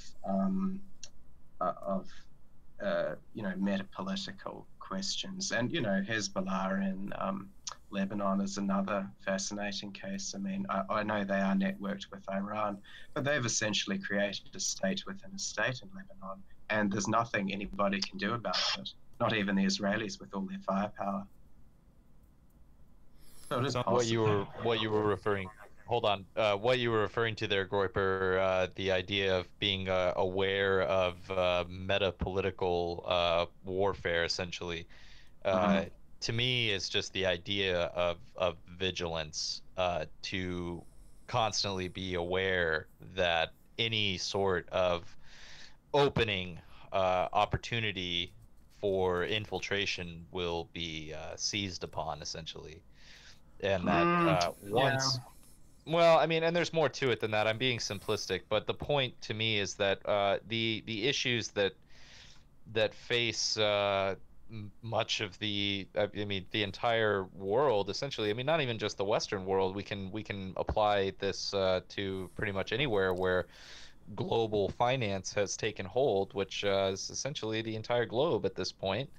The idea that without being truly hyper vigilant about the ideas of institutions being slowly but surely infiltrated and subverted and becoming breeding grounds. I mean, it's truly cancerous. It's a cancerous process, and well, to me, I don't know. I agree with you in principle, but consider that in the old days, the British used to build watchtowers on the coast to look out for the eternal Frenchman. Well, today that's modern radar stations, so they've moved with the times. A dictator simply doesn't have the capacity, however paranoid he is, to actually suppress these metapolitical organizing by the left. You have to combat it on its own terms, right? Unless you run there is a distinction, a key distinction which is made in political science between authoritarian regimes and totalitarian ones. And totalitarian ones do not allow any mobilization whatsoever. Authoritarian ones do, so long as it's for the state. But that space is sufficient to allow dissident networks to coalesce and to metastasize, and the old fogies who are used to using kinetic power to combat their enemies, well, they just can't survive that, because ultimately all regimes depend upon legitimacy. There has to be some kind of legitimacy regime which is rooted in that, and legitimacy is a sociological term, not a political one. It means acceptance. It means that the public accept the way power is configured, and if you can't control that, then you won't stay in power for very long. And unfortunately, Salazar, I'm not saying that he was the greatest, an ideal or anything, but he was better than nothing, and he didn't figure that out. If you don't mind my chiming in, Mm-hmm. I'd like to ask, what is your idea about the leftists' conception for the basis of power? What do you think they think of when they think of the basis for power? What the left thinks. Well, it depends upon which stream of. I suppose you're using left in very broad terms, because they all have different theories. Socialists don't think like liberals, or vice versa. But the real root of liberal power is the managerial technocratic order, because it's based upon transactionalism, which destroys culture, it destroys localized bonds, it turns everything into a contract, and that installs the liberal ethos. You'll break down the defensive systems of a society with that kind of political architecture, and that's the real basis of power. I don't place great weight on the ideas school of thought. That's actually very interesting. I just want to go ahead and chime in for just a moment. There's a concept that I remember hearing about that is related to this, and it's just a way of expressing the idea. I remember hearing something about how in Japan there was this thing where they wanted to get some kind of home care for older people, and they experimented with it, and they found, interestingly, that the most effective way to guarantee authentic, real, like care, the word care being important, caring for old people, was if the people who were doing the caring were not paid. If they did it for free, they did a better job. I thought that was very interesting. Yes, because the motivation's intrinsic. Yeah. It's not externally imposed. Yeah, so where were we? So yeah, I think we were discussing the French New Right and their inability. They identified the correct field of battle. Let's give them credit where credit is due. But they came to it woefully unprepared. So then I think we talked about the North American New Right, how it essentially just recapitulates French New Right ideas in postmodern terms. And modern isn't necessarily a pejorative. In some ways, it just means the modern flux of how culture is today. So then we move to homegrown American models. These are American thinkers, and I think I mentioned them earlier on, actually, James Burnham and Samuel Francis. Now, what distinguishes them from the French school is that concrete factors formed the ethos and ideology of their political economy. The reason that's so is because James Burnham, who wrote Suicide of the West and the Managers, I think it was, he was a former Marxist. So he brought that systematic mode of analysis over to the right. And that's how he was able to identify the managerial class becoming self-aware. He was using Marxist tools. So perhaps he's the true cultural Marxist. So they're looking at these concrete systematic factors in American politics, and Francis calls it the revolution of quantity and mass. It's the bloated, top-heavy managerial technocratic order, and it was the detrimental effects of this which precipitated the coming into consciousness of Middle America.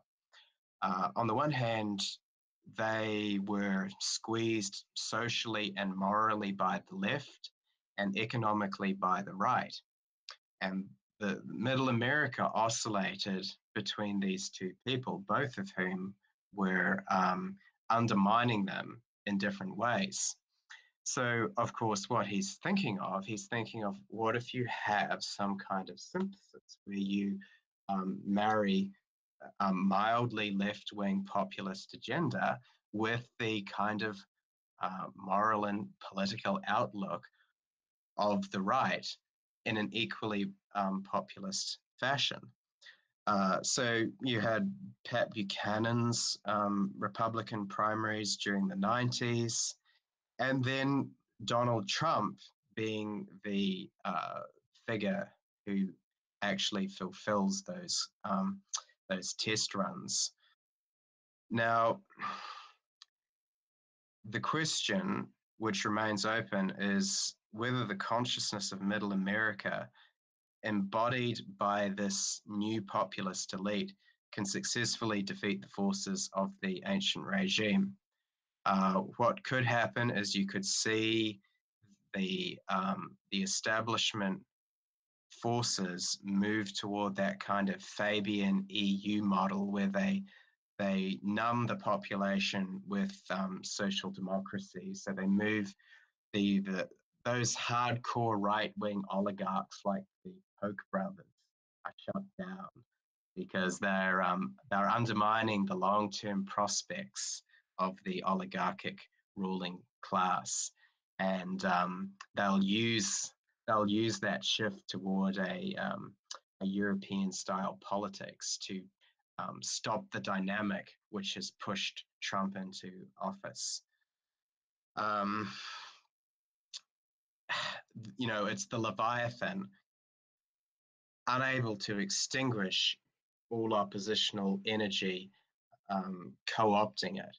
So that's pretty much the main, well, not the mainstream, but it's that's the historical homegrown American thought. So yeah, what differentiates it from the French New Right is it's systematic and it's concrete. It rejects ideas for looking at the way the structure of the political, economy, and social life affects the political opinions of the body politic.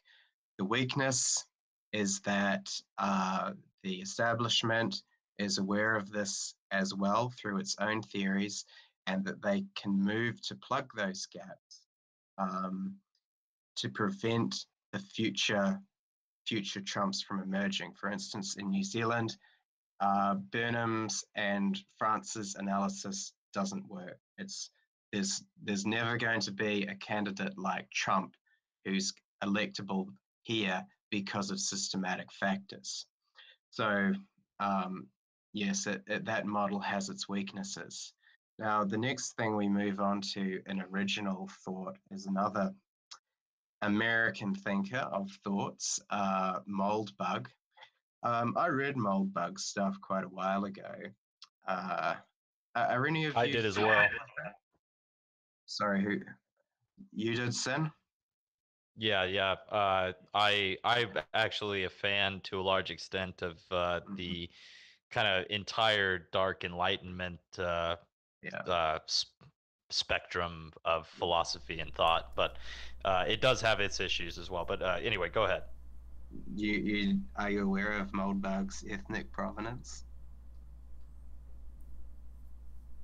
Vaguely, but it's the issue for me is that I tended to focus more on the ideas of power in response to reversing some of the psychological trends that have set in long since or long before what many of us would even refer to as the modern era, the sort of anti-liberalism thoughts. But please enlighten me to some extent. Well, it's Moldbug was one of them, if you're wondering, and it shows in his thought, his fetishization of what he calls formalism, very Pharisaic, and it's everywhere. Oh no, I was well aware of that. Yeah. So, but his basic formula is become worthy, accept power, ruled. Sounds so simple when you put it like that. Now, when you say that Moldbug is like, what did you say? Did you say he was illiberal, or he was you used some word, I forget just then, that like it was going back to a more authentic right-wing tradition? Yeah, well, he was. I think he was trying to roll back some of the deeper liberalist philosophies that had taken root long before what we would consider to be the modern era.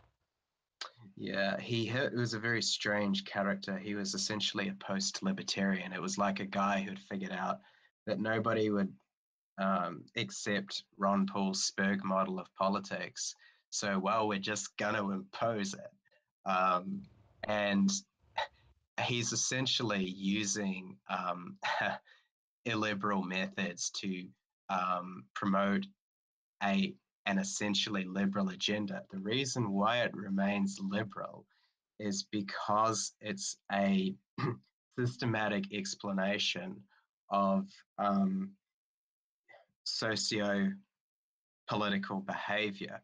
Whereas if you look at the pre-modern era, the concept is that the point of ultimacy in the political order is indeterminate. It is based upon human judgment, reflecting the creative act of God within the contingent sphere of reality. So there is, in fact, a bunch of people who were initially acolytes of his, called they're initially acolytes, and they broke off for this reason, and now they call themselves neo-absolutists, because they see this incoherence in his thought. But I'm not primarily interested in Moldbug from the position of what he substantively believed. Rather, I'm interested in his analysis of power. And what's germane to us is that Moldbug has this idea of pacifism, right, where he sees that the system is designed with resistance in mind. And this is something James Burnham recognized as well. And what that recognition was that of the three models which competed for dominance in the 20th century, fascism, communism, and liberal democracy, or more accurately, managerial liberalism. Managerial liberalism has a steam valve to let off pressure. Essentially, it's got a chimp out mechanism, such as public demonstrations, voting, anything to give people the illusion of power. And this means that it can release stresses. It's less fragile than communism and fascism. It's what we might call it's certainly not a model which is invulnerable, but it gracefully degrades. You can't just knock out one plank and have the whole thing collapse. It's a distributed network which together forms a ruling class and then inculcates the society. So it has it's a robust multi-level network. I would agree. Right. It's almost like an overlapping hierarchy of networks that are or a tangled web. They're informed by an axiomatic logic. so they don't rely on us, even though it is centralized from an outside perspective. Within its command and control mechanism is distributed. Everybody knows what to do by the logic of the system. They talk about this on Fascination, actually. Like when Obama's acolytes got into the bureaucracy, they didn't have to ask the chief what they should do. They knew what they should do because they were informed by the immanent logic of the systems into which they were embedded, right? So it's very durable in that regard.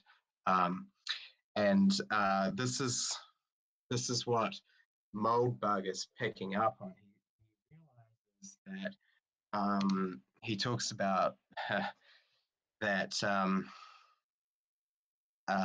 he says, yeah, if something is considered a threat to the state or a threat to the ruling regime, what will happen is that it'll be immediately identified as dangerous, and that will be used to actually strengthen the system of control, because he perceives the system's parameters are sufficiently far-flung to encompass dialectical subsystems that convert resistance into a fuel which only serves to strengthen the overarching ideological infrastructure. So, Rage Against the Machine, the band, that is brought to you by, that's a state-approved message, because when you rage against the machine, unless you know what you're doing, you're strengthening the machine. The machine knows you're going to do that, and it likes you doing that. It gives it, it's the 2 minutes hate in 1984, right? You need to have the other and the opposition defined for you. And unless you know how to oppose independently, well, you'll fall into that trap. Now, sorry, yeah. Oh, I just wanted to go ahead and chime in for just a second. One of the things that I noticed is that, yeah, there's a lot of controlled opposition, permissible avenues of focused anger or irritation. And I've often thought that, yeah, exactly, Rage Against the Machine, The Daily Show, things like that, they allow a kind of, just a quick shaking of the fists, and then, once you've completed that task, you're like, oh, okay, moving on. Yeah, pretty much. What is, I'm just trying to remember what Moldbug said.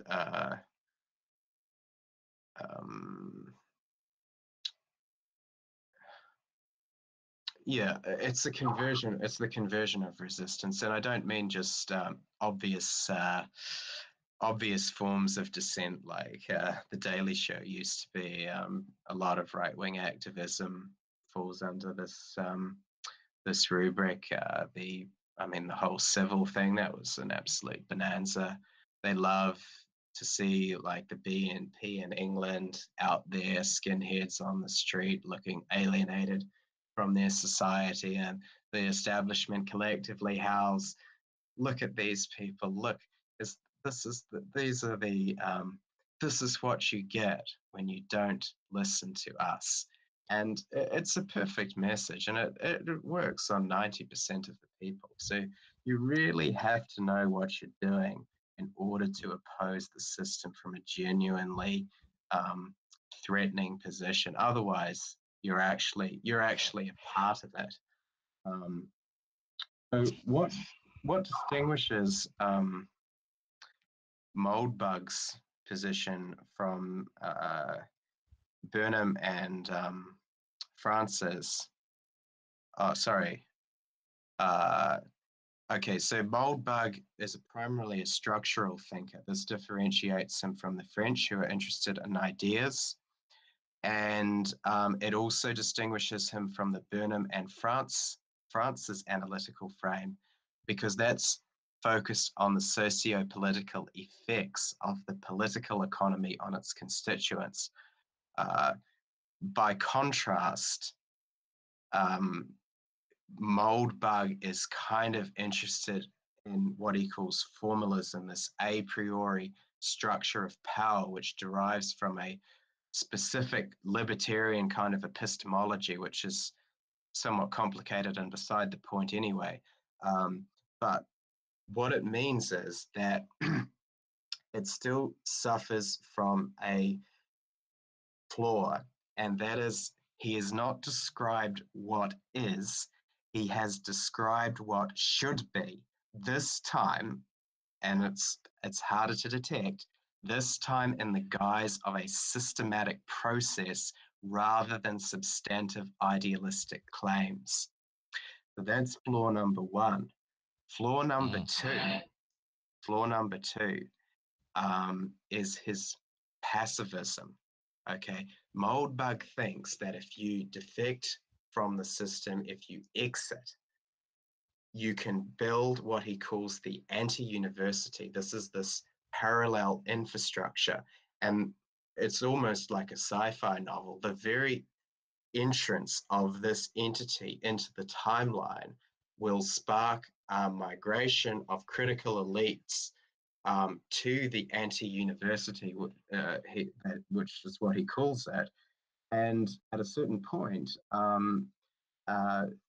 the United States government, the USG, is switched off and the new order takes hold. So when he says become worthy, he means build this parallel power institution, and then you just magically accept power and you rule. I mean, this is really weak systematic thought when he gets to this level.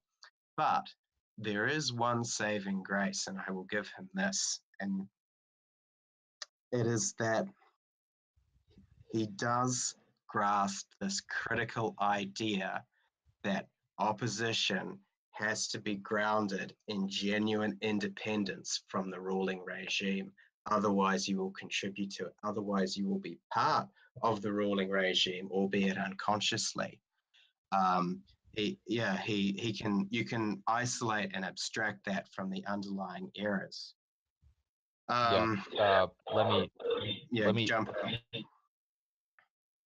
I just want to say that I agree with your analysis more or less completely when it comes to Moldbug, and my take is that he's correct in so much as the idea of building a independent power structure. Where he gets it wrong is the idea that it will simply magically replace in some sort of flexion of legitimacy the already established regime. That is the error in his thinking above all others. My take is this. Hold on, Julian. My take is this. When it comes to the idea of the system feeding upon opposition to it, that it's essentially designed to accept a boogeyman and to feed on the people's response, the pre-programmed response to said boogeyman. The concept that I have is that if you want to effectively resist, you have to do so. You have to do a very carefully choreographed dance, and that dance is that while building whatever power structure you ultimately intend to use, you have to make it useful to the establishment. You have to make it seemingly non-threatening, and even not even just non-threatening, but actively beneficial, so that you can accept the blessings and the assistance of the regime in setting up and growing this power structure. That the idea is that essentially what has to happen is you have to build.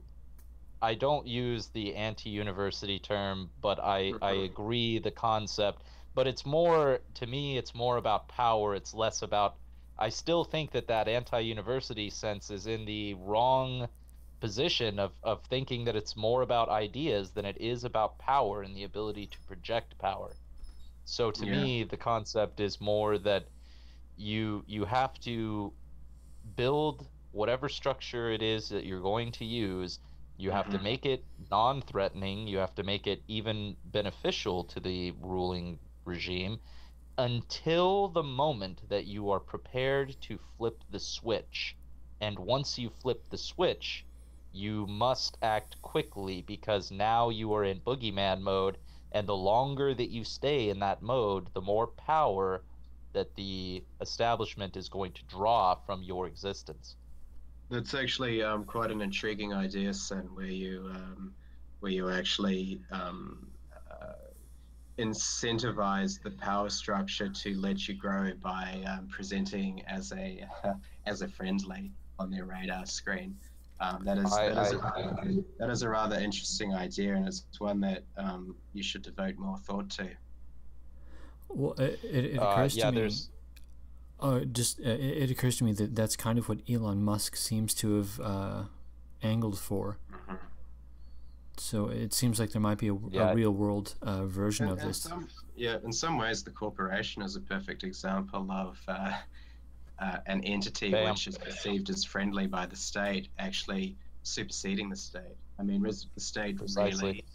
really the formal institutions of power anymore? No, it's a it's a far broader network, and it's the power players are not in formal positions of political authority anymore. Yes, I agree wholeheartedly. There's a line from Deus Ex, the video game series, where the statement is uttered by the main protagonist that corporations have more power than the government, and it's Yeah, very true. So, yeah. yeah, this is we've arrived at my innermost thoughts, gentlemen, which is that I believe that a corporation is the ideal structure to utilize in order to build up a alternative and independent power structure that can be used ultimately against the ruling regime. But the key to understand is this, and I think that we've arrived here quite sincerely because we've kind of gone full circle, is that you cannot start from a position of hostility. You cannot start from a position of overt threatening action or resistance. It has to be a position of within the system, within the parameters that are considered acceptable. Uh, I personally believe that the more useful that you are as a corporate structure to the elite, to the interests and the aims of the establishment, the more likely you are to be able to grow effectively to the level that is required to actually pose some sort of threat at the point that you decide to flip the switch, as I say.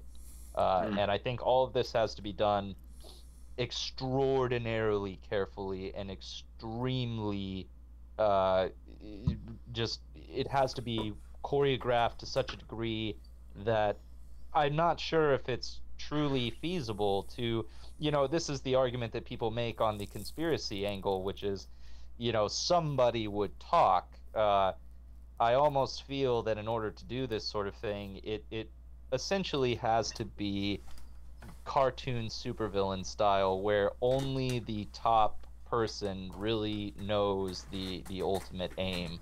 Everybody else is in blue pill land thinking they're just another employee, essentially. I want to push back on an idea here, in that you both agreed that corporations are more powerful than government. Was that what I heard? Sin said that. I would say that in certain respects they are, but I would qualify that with the notion that it's really about the networking at that elite level where the real power is. So it's not in these so much in the formal structures. Yeah, I agree. It's the networking that happens when you have power. And I don't think corporations are anywhere close to the power level of governments. For example, I don't think Coca Cola has any nuclear submarines. What And about Lockheed Martin, Faustian? What about Raytheon? okay, both of those military contractors, those pseudo government private entities, they are subject to the whims of the people with real power, with constitutional authority, with extrajudicial power and influence. What about when you throw in the banks? What about when you throw in the fact that all of the governments that purchase products from those contractors do so with private central bank funding? Yeah, I would make the case that Goldman Sachs interests aren't always aligned with Lockheed Martin's and vice versa. And what binds them together is the Globo Homo Gayplex and the people who manage and orchestrate that. Yeah, but the global homo gayplex is represented more accurately by the people in these elite corporations and institutions, which also enjoy a cozy relationship with governments. But this is the point that I think was trying to be made, is that it's the overall network. You can't just say that, a government alone is the highest seat of power, when the reality is that it's a revolving network of seats in all of these different institutions that people routinely move between, and you can almost start to consider them to be one entity in a way, because they're all so tightly weaved. No one can really function without the other at this point. I also want to go ahead and go ahead. Sorry. Well, just one of the most important aspects of power being wielded right now is social, via YouTube algorithms, whatever's going on Facebook or on Twitter. There's all of this financial terrorism that's going on right now coming from the left, and there's also these silencing squads and whatnot. I would argue that much more important than banks or whatever would actually be things like social media. Communication itself is under threat. So I would, my own personal opinion is that this is where this is where the actual war is being waged. It's, I mean, in a cruel twist, as much as I used to make fun of the guy back in the day, we kind of are in an info war. That's kind of how I see it right now. Terms I use quite a bit are aggregate effect and emergent properties, and that avoids the kind of conspiratorial aspect. We don't have to see the links everywhere. We just have to observe the way that they all combine to form a kind of seamless, the seamless blanket of control, if you will, that is thrown over the masses. So your YouTube algorithms are restricting information, which could let you understand the way that tech companies operate. And likewise, you've got the education system is promulgating discourses which simply don't permit certain ideas to be considered, and they're all converging on the same place. So what does that suggest? It suggests that there is some coherent logic to the system. I suppose I have a fundamentally different understanding of what power is and how it works. So you seem to be regressing toward a kinetic concept of it, like corporations don't have power because the government's got nuclear submarines. I mean, they're useless, big fat tubes under the sea. Well, they're be more accurate to say that corporations are subservient to the whims of government because the government has predator drones, because the government has tens of thousands of highly trained, well-armed. Hannah Arnett, and I know. Sorry, go ahead, Sin. Well, I was just going to say, Faustian, I mean, I like you, man, but I think you have this shit ass backwards, man. The idea that the government is really in control, to me, is laughable, knowing what we really know. I mean, do you think that the elected officials are the ones that are making the decisions about what to do with those nuclear submarines? Do you think that they're acting in accordance with the will of the people? Or are they acting in accordance to the elites, the people that control the power structures of which we're discussing? I mean, this is where I get a little bit outside of the conventional way of thinking, because it's there is a big difference in my mind between the county clerk's office, which is of the old political system, the pre-modern order. The modern word is for lack of a better term, the hyper globalized system we have today. I mean, I don't know how to put this other than that, we don't even know, the American people, or even just people in all countries, don't even know half of what their government is supposedly doing, because they're not doing it on their behalf. They're doing it on behalf of others, and those others are in control of these institutions that operate on a level that quite frankly people like us have very little in the way of understanding of. I mean, there are things happening in the world that would shake us to our core. And I think that we have to keep an idea that, there is another level to this reality that we are simply not privy to, because we're simply not high enough in the order.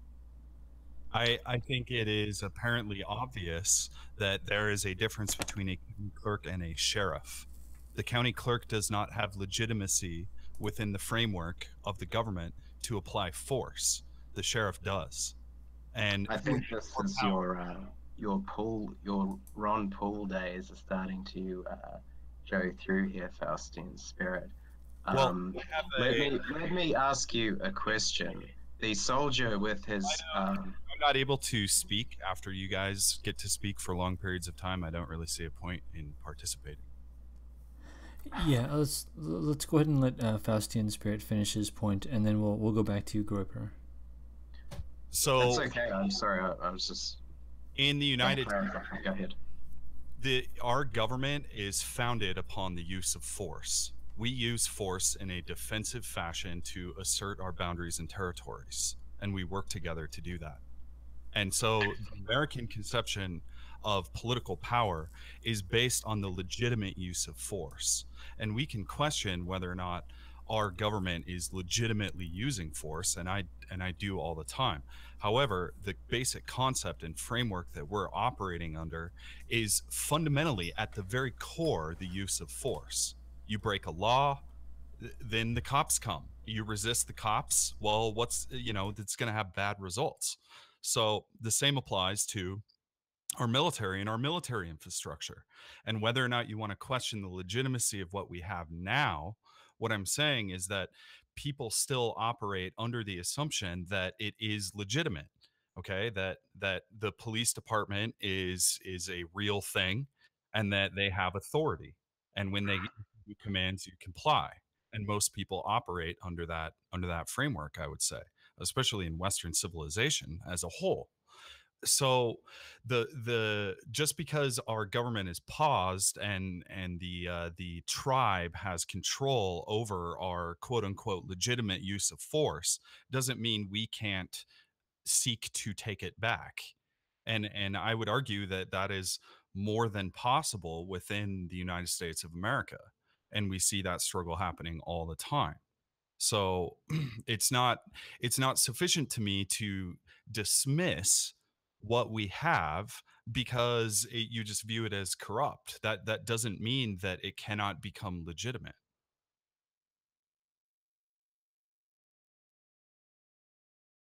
That's my whole point. I actually do see what... It's frustrating because I see what both of you mean. And I kind of feel like there's a peculiar impasse where both the state and certain private control mechanisms are being employed on the populace, and it seems as though, to me, it seems as though there's almost a difference of inflection. Who's interested in viewing what? While I do agree that in the modern context, in the contemporary context, we see less application of physical force. This is true, and that's held on reserve. And I actually do agree that the fact that it is held in reserve should not be discounted. But the initial turn screws, the hammering down, does seem to be taking place within the context of the social sphere. So it never has to go kinetic, but at the same time, so the core battlefront does seem to be on a pure informational level, and seems to be on a pure the fight seems to be largely ideological, and I honestly do see the war taking place in two fundamental areas, which is the social sphere, and also in the legal sphere, in terms of laying down. And this is where I start to agree with Faustian. Is where the war that's taking place in the legal sphere is what gives legitimacy to a lot of these, to put it in concrete terms, the demographic replacement of whites within our own homelands that is being enforced by the government, and the information companies like Twitter and Facebook and so on.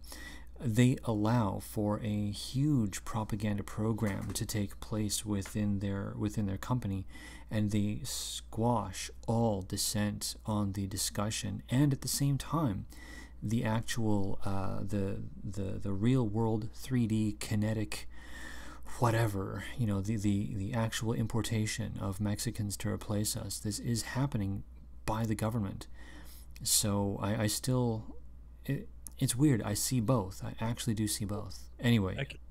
Let me touch on that a little bit, because I do agree that there is like this war of ideas, and it is ideological, and the technocracy plays a significant role in that. I'm not dismissing that at all. What I'm saying is that all of these activities are occurring because of the source of power, which is the legitimate use of force. So they're using these systems to achieve power in this sense, and then maintain the power that they already have. And what they fear, and why they crack down on us, and etc., is because they fear people like us pursuing the same power and being better at it and winning. And that's their ultimate, like, worst nightmare. So I'm curious what Sin and Groiper think about that. Groiper, you go ahead, take the floor.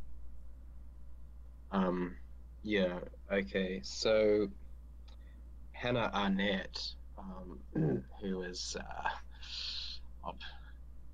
one of them as well, but let's leave that aside for the moment. Her greatest achievement, in my view, is shagging Heidegger. But calm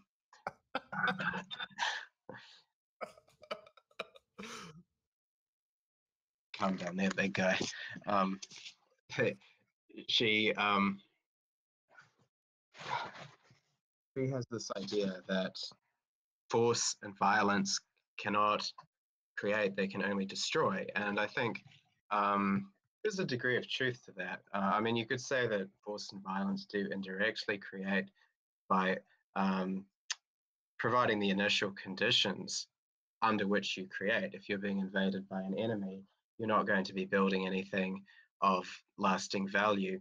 But in a more limited sense, she is correct, because as soon as you ask, you're talking about the authoritative allocation of values within a state, and whether these are formal or law or informal, that is culture. Authority concerns the exercise of power corresponding to that which is considered legitimate.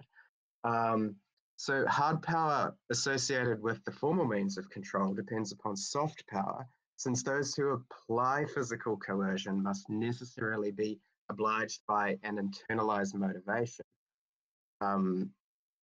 So once you understand it in those terms, I mean, forces a downstream phenomenon, and the way that the West in general is structured today is that the government doesn't need to use force, or I should say, the ruling elite doesn't need to use force because it has superior mechanisms of control available to it.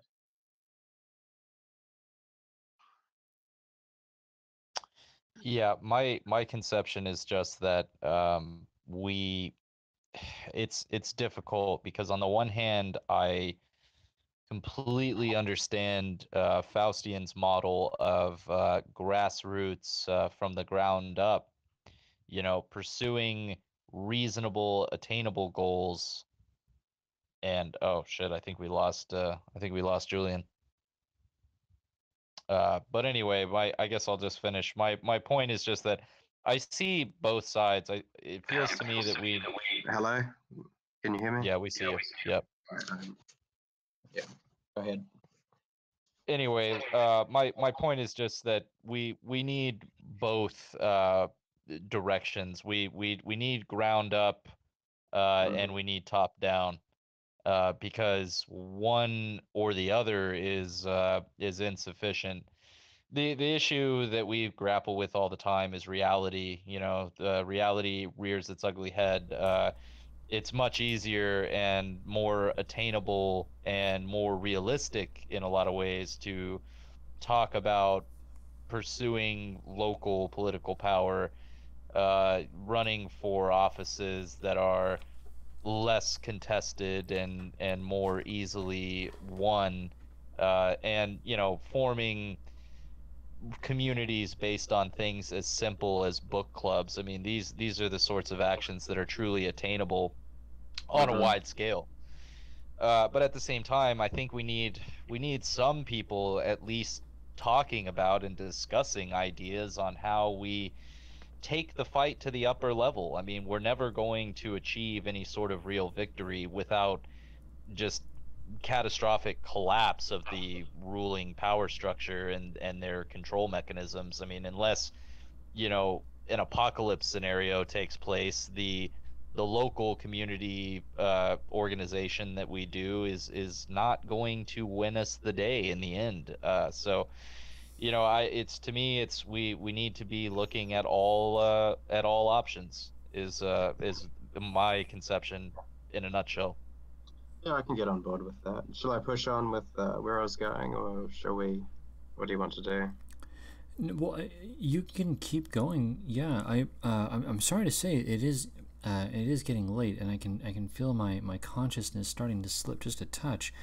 But at the same time, I sort of feel like this has been entertaining, so I kind of want to keep going at the risk of someone passing out. Of course, alternatively, it wouldn't be a bad idea to place a limit on this. I'm going to artificially put the limit of 2:45 a.m., which is more or less half an hour from right now. So I'm going to put an artificial time limit of approximately half an hour from now, and I'd like to take this moment to go ahead and say that I'd like to invite Julian Griper on again for a future stream at some point in the not too distant future, because I have enjoyed this quite a lot. All of that said, I'm going to go ahead and get out of the way and let you continue. Yeah, I was just getting to the juicy part actually, so it shouldn't take too much longer. Yeah, for sure. Yeah. Okay, so we were at Moldbug and his pacifism, and we identified the two problems he has, which is structural idealism and like just inertness and a sci-fi fantasy takeover of the government. Now, what if though, and this is what I did, we reconceptualized pacifism as a rite of passage instead of a permanent political position. We see it as an exit from the system, which allows us to gain agency on our own terms. In order to fill out this concept, there delved into an area which is probably somewhat foreign to the dissident right, which is French post-structuralism. And there's actually a series of articles at Countercurrents by a guy named Mark Dial, who does an absolutely fascinating right-wing reading of a couple of post-structuralists called, I think it's pronounced Deleuze and Guattari. I don't know these frog names, but we'll call them D and G, Dolce and Gabbana for short. But anyway, these people, what they're developing a Nietzschean train of thought, and they see the body as a desiring machine, and desire is based upon affirmation of the free flow of the flux of life, and they want to avoid a situation where there's this resentment against that. And in their view, the bourgeois order has captured codes administrating the social organization of desire. Now, if you don't like this very postmodern description of the basis of the human being, read in the Greek the classical idea of natural potential instead of desire. So what they see is that, yes, these codes have captured this social organization of desire and refigured it in ways that inhibit the force of pure affirmation. So the locus of desire shifts from the internal spontaneous point of generation to an external imputing entity, and desire turns into a desire of what one lacks, using consciousness of the individual with the abstract mechanisms of the state and economy. Now, this is where it gets interesting. This is the critical point that is very relevant to what we need to be able to do. Deleuze locates ideas as emergent from experience, but he also sees that ideas extend and enhance experience. And this leads to the image of thought, which is that sentence I referred to earlier. I've got it here. It's an immanent plane or set of pre-philosophical presuppositions that condition the determination of problems and creation of concepts. So when you, I'm sure you've come across absolutely obdurate leftists who will do or say anything in order to avoid your talking points. You know, if they, doesn't matter if we originated in Europe or Africa, they'll argue either way that it means, you know, the global south should invade Europe. This is because their ideas don't necessarily have an entirely logical base. They're deeply connected with the genealogy of experience. Now,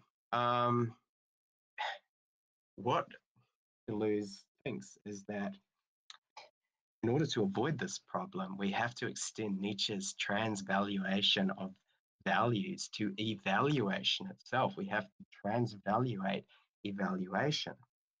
And what it boils down to is the following points. Number one, the hegemonic structures of society recode their subjects for their own ends at the most primal level. Number two, genuine independence requires an affirmative, self-authenticating capacity, at least in the realm of the political. Number three, the flow of experience generates pre-philosophical presuppositions constituting the underlying ground of ideational possibility, base evaluation. A transvaluation of evaluation based upon the genealogy or history of your experiences precedes the ability to reject the instinctual foundations of the hegemony and think system-free thoughts. The last point, received evaluative modes set against, in quotation marks, the hegemonic order merely recapitulate codes of resentiment such as rebel, victim, and oppositionalist belonging to the system's subsystem of managed resistance identified in Moldbug structural analysis. Now, against this codifying state, which is taking our most primal urges and reconfiguring them to meet its own agenda, these guys pose the nomadic war machine, which they inform with this idea of the nomos. In Greek, in pre-Platonic Greece, pre-Socratic even, Homeric Greece, it's the open distributed pastoral land, which doesn't have enclosure, it doesn't have property on it, the stock are grazing free. There's no precise limits. And it opposes the subsequent appeal of Plato to a transcendent authority which codifies every aspect of life. Now, some right-wingers will freak out here and say, does this mean we're going to reject an objective reality? No, not necessarily. Instead of Plato's metaphysical objectivism, just substitute the false premises of the liberal order for this authority. Now, Deleuze says the state is sovereign, but it can only be sovereign over what it is capable of internalizing. So the war machine fights for a restoration of this nomos engulfed by the established regime, but lying beyond its interiority. Now, he calls this a smooth space where experience can flow freely, unmarked by striations, which is a fancy word for these lines of control.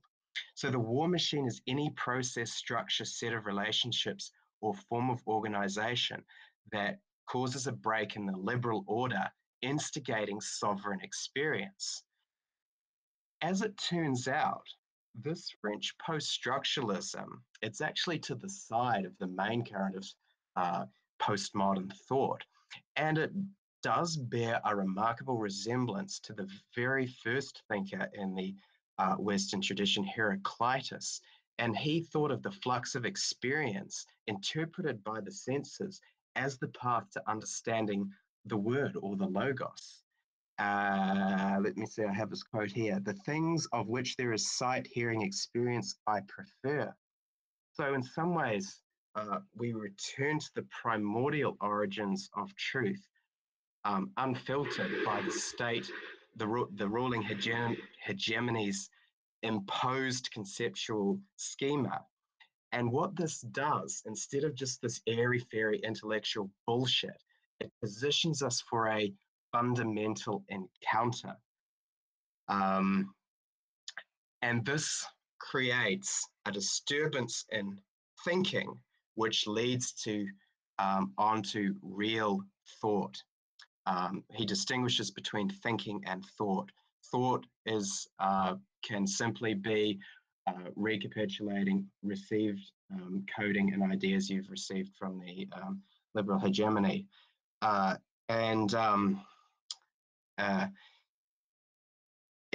Thought then becomes active instead of reactive. To quote him here, I'll quote him exactly. He says, the automatic circuits between regularized stimuli and habitual responses, as if a crowbar had been inserted into the interlocking network of standardized actions and trajectories constituting the world as we know it. And in this dynamic physiological and mental state, the inevitability of the ruling order no longer rings true, and a profusion of possibility opens up.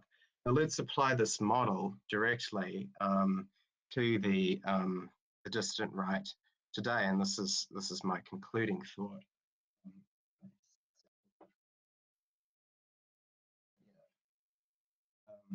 So what we see today is that we have anti-sociality driven by alienation from the mainstream. We have infighting. We have ideas lacking the energy to fuel their realization, identity defined by resentment against anti-whites, dependence upon the system for validation and base evaluation. So, I mean, just look at the way we performed in civil chanting. Juliet's will not replace us. I mean, that is the epitome of just childishly lashing out and a purely reactive mode. So what does Deleuze's model offer us? Well, he couples ideas with their energy source in the nomos, the flux of experience at all levels, the most primal being physiological. And he secures, through this idea of the war machine, the independent flow of affirmation amidst the mainstream, thereby avoiding the costs of succession to the ideologically destabilized intentional community.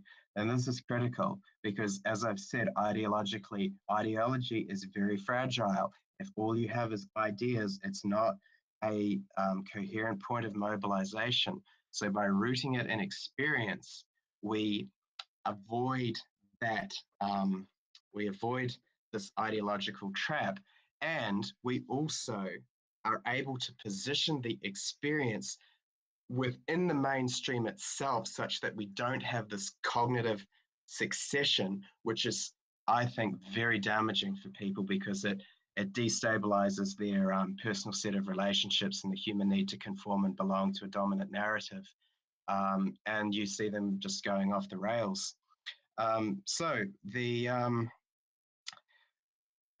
no strategic center of gravity for the state to attack because the war machine is nomadic.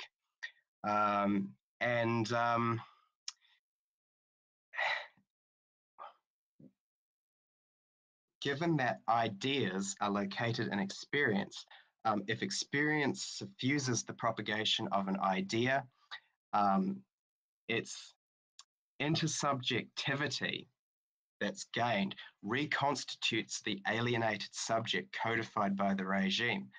Such exchanges forge a we dedicated to a shared objective and resistant to alienation and antipathy. Above all, those who internalize the ethos of the smooth space live affirmatively. So they possess an independent image of thought sourced from a genealogy of experience rooted in encounter, uncoded by the hegemonic order. They are, well, what we might say, men of force.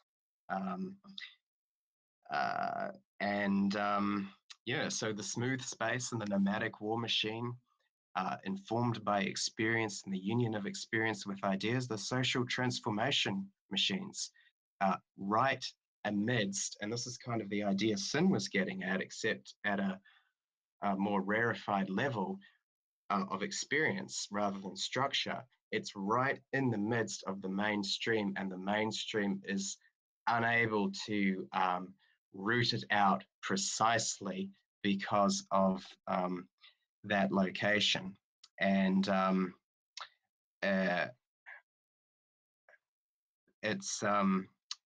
it recodes the vital depths of the person to form new types of connections that create the energy for truly sovereign action.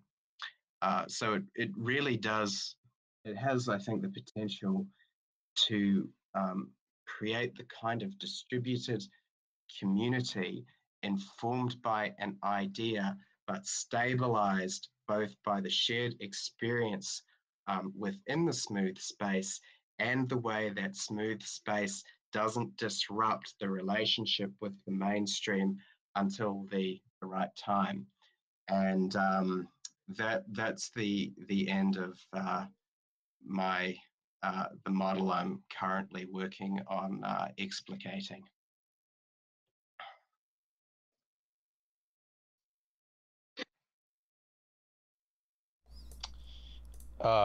So there's a shit ton to there's a shit ton to potentially unpack in all of that.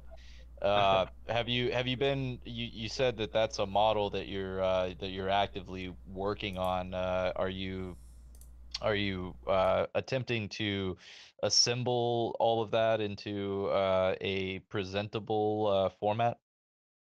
Well, I've sort of written it out in a kind of essay style format, I guess. But the basic takeaways are that we root ideas in experience, and we locate that experience within the mainstream itself such that we don't have this social destabilization.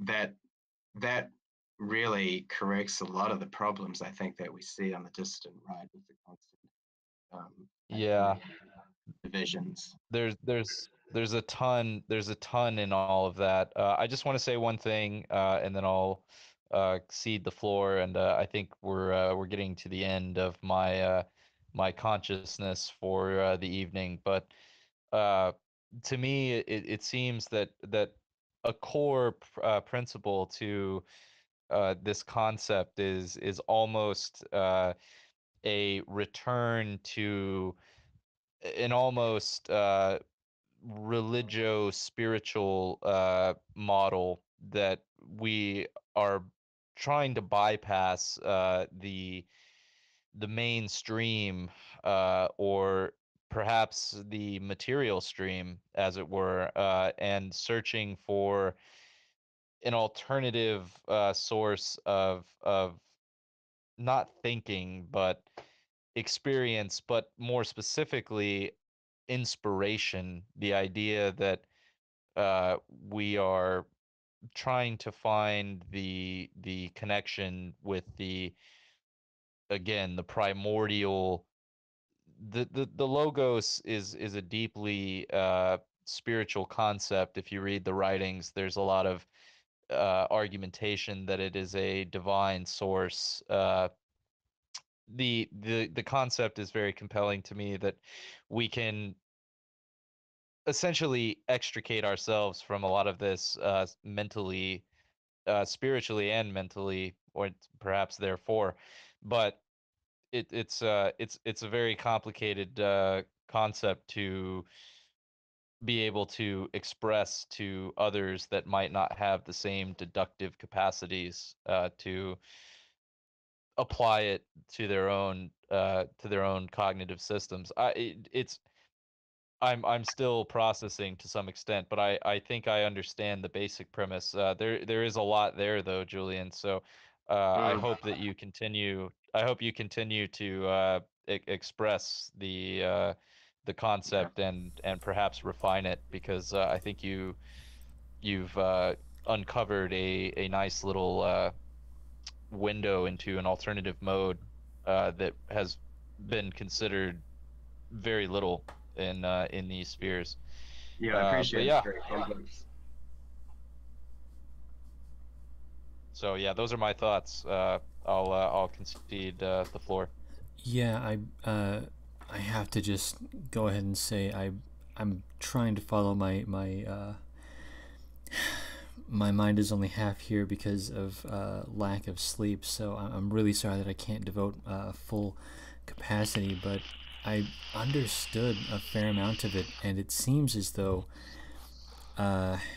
the concept that I got out of it was that I was able to understand that there is a focus on essentially reality, as opposed to like the I think I'm understanding this properly, but again, I'm just this is why I wanted to call this stream, because I'm just not here. But a return to reality as being of primacy. I think that's basically the concept, and the idea that as you perform activities, as you gain experience, your thoughts will naturally flow from those. And if you have a worldview that's based on experience, I mean, in some sense, you're saying that you're an empiricist, and I think that that's a solid foundation for like a worldview. There are other concepts and issues that I think are worth addressing within this sphere of thought. But again, I'm just not able to do that. So I'm going to go ahead and first pass it off to Faustian, and then I guess get ready to call the stream. Cool. Julian, I really liked your exploration through different systems and the sort of post-Malberg take you have on things. Something that comes to mind is like post-Malberg neo-anarcho-primitive primitivism. uh, but essentially, what the gist of what I got from you is that if in order to like get into the mainstream, you believe that experience is equally, if not more, powerful than ideas, or that experience and ideas are the like synergistic formula that can take root. Is that what I'm picking up?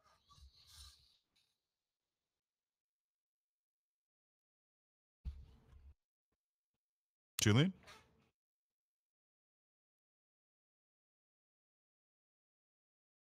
He's dead, Jim. Sorry, I had my thing on mute. I was rambling to myself.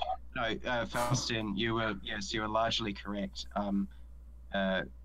Energy is the what drives ideas and what extends them. Mm-hmm. Well, I'd actually I'd like to like give you an example of this. When doing like political work, I guess you could say, or operating in the political sphere, what I found is a lot of the genuine people who were volunteers, similarly to like what Eke was saying earlier, is when we got together and we engaged in activities and developed strategies and tactics for like pushing our message and recruiting people, there was like energy that was cultivated by doing that. Like Right. it's like a 16-hour day would just fly by, that sort of thing.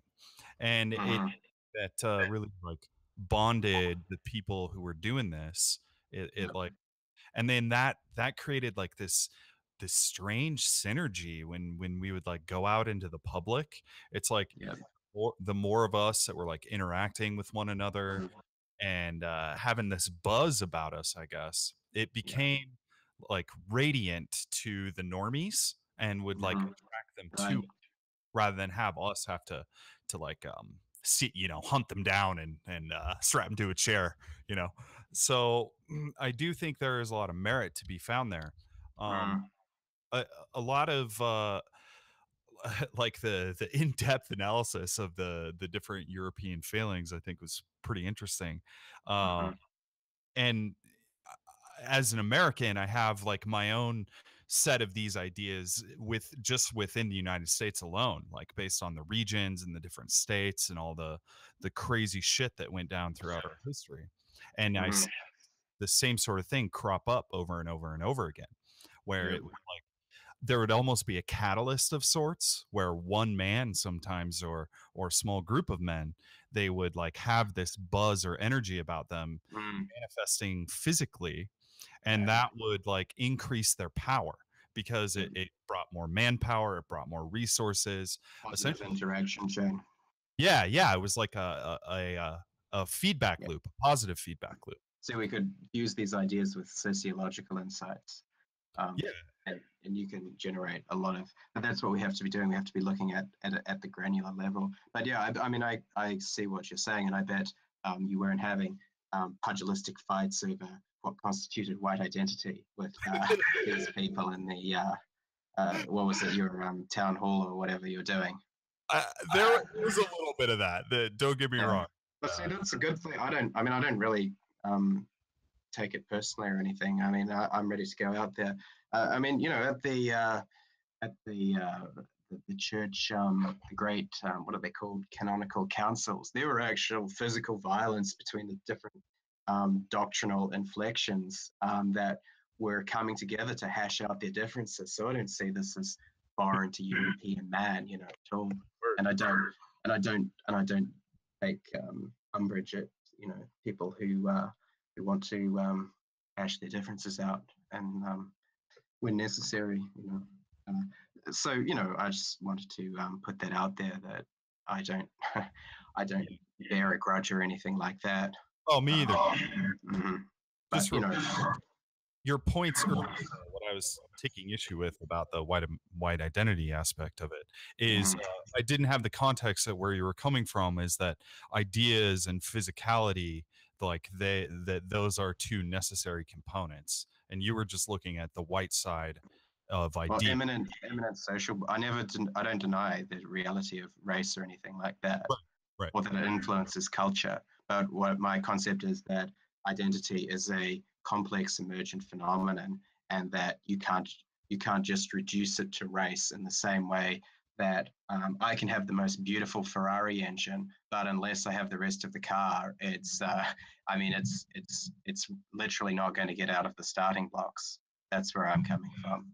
It's just interesting from my perspective because Mhm. I don't know like your personal situation. It you know it could be relevant, but my personal situation is I am kind of in a comfy ethno state region, like Right. overwhelmingly white, overwhelmingly well armed. There's like a Yeah. sort of sense of community, you know, and Right.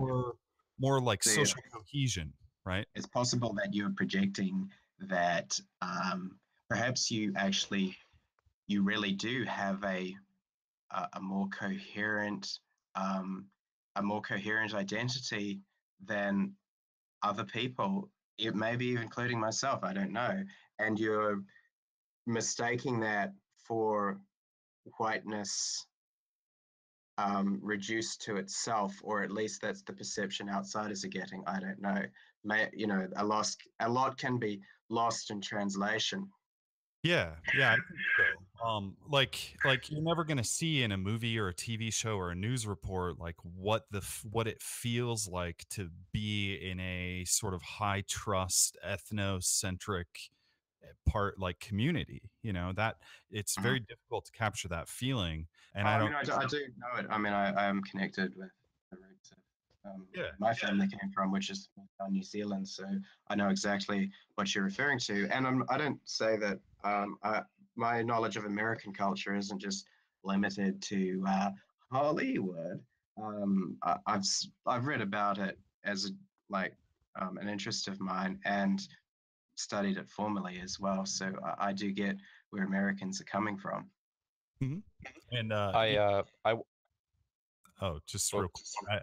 I wanted to mea culpa with New Zealand bands. I fucking love New Zealand, dude. I think you guys are awesome. Plus, quick point, and then pass it to Sin. New Zealand has like one of the highest rates of uncircumcised white men in the world. So fucking props. Yeah, everything's present and complete. nice, you lucky bastard. Uh, I just wanted to throw in real quick, and then my brain is rapidly shutting down. I'm afraid I would have very little to offer or engage with the eminent intellectual Dr. Groiper. Uh, however, I Technically, just it's want to. Julian. There's only one Groiper, and it's that Groiper. He's the Yes. he's the big daddy Groiper. Right, the yes. Well, nonetheless, my one thing I wanted to get out, because there is a high chance that I will not remember this thought come the morning, is that in relation to your thoughts, your conception of the uh model of which we could pursue to have a more robust system to actually affect not only change but also so on and so forth.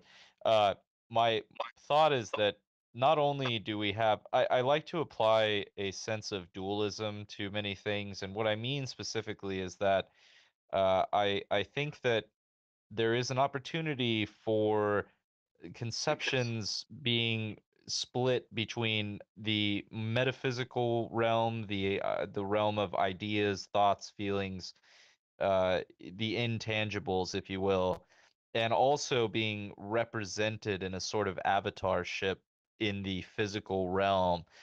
So, an example of which would be the idea of the nomadic war machine, Mm-hmm. where the conception being that it's a state of mind, it's a mentality that can be adopted that steers you in a certain manner of operating, but also simultaneously could serve as a model for a type of real a type of real warfare. The concept of a decentralized literal war machine that is difficult to target and destroy in any fell swoop. These are the things to me that are interesting when real when spiritual or mental constructs can also serve as templates for real world applications. I think that that's an interesting avenue to pursue. It could very well be. Yeah, there's. I mean, I know that there are very radical interpretations of the War Machine, and in fact, it's drawn from radical interpretations. So, but my, of course, my appropriation of it is entirely non-violent. Well, of course, and I mean specifically in a sense of looking at the situation as being actionable and and intrinsic. But you know, there are other senses. You know, the idea of the and this is where my brain fails me. But there are other examples of this sort of dualism and this avatarship existing, you know, between the metaphysical and the real, you know, the physical. Yeah, well, Deleuze actually got it closest when he said empiricism. Deleuze is actually an experiential empiricist. He believes in the sense data of, he believes in sense data rather than like kind of Platonic forms that are out there. Yeah, but that's a tricky thing though, because I do believe that there are. I do believe that the things that give us what we call sense data, including our nervous systems themselves, are informed by something that is outside of 3D physical reality. It's just that, see, and of course, here it is, it's approaching frickin' 3 a.m., and these are much bigger thoughts than I'm able to articulate right now. This is what happens when you have the groper on. Yeah, but I do... I have to get this out there though. I do fundamentally believe in the mystery, capital M, mystery. So I still do believe. Yeah, but the point is that even though I do believe in the mystery, I think that it's fundamentally not apprehendable. That said, it does inform the real world that we inhabit, and I do think that there is an I don't want to say objective because that's a very strong word to use, but it's the only word I can think of right now. But I do believe in an objective reality that we are all able to apprehend. So I think that it's sort of like both, you know. And one of my issues with the radical left is that they reject physical reality. They reject actual reality, and they move instead towards perceptions or something. Phenomenology.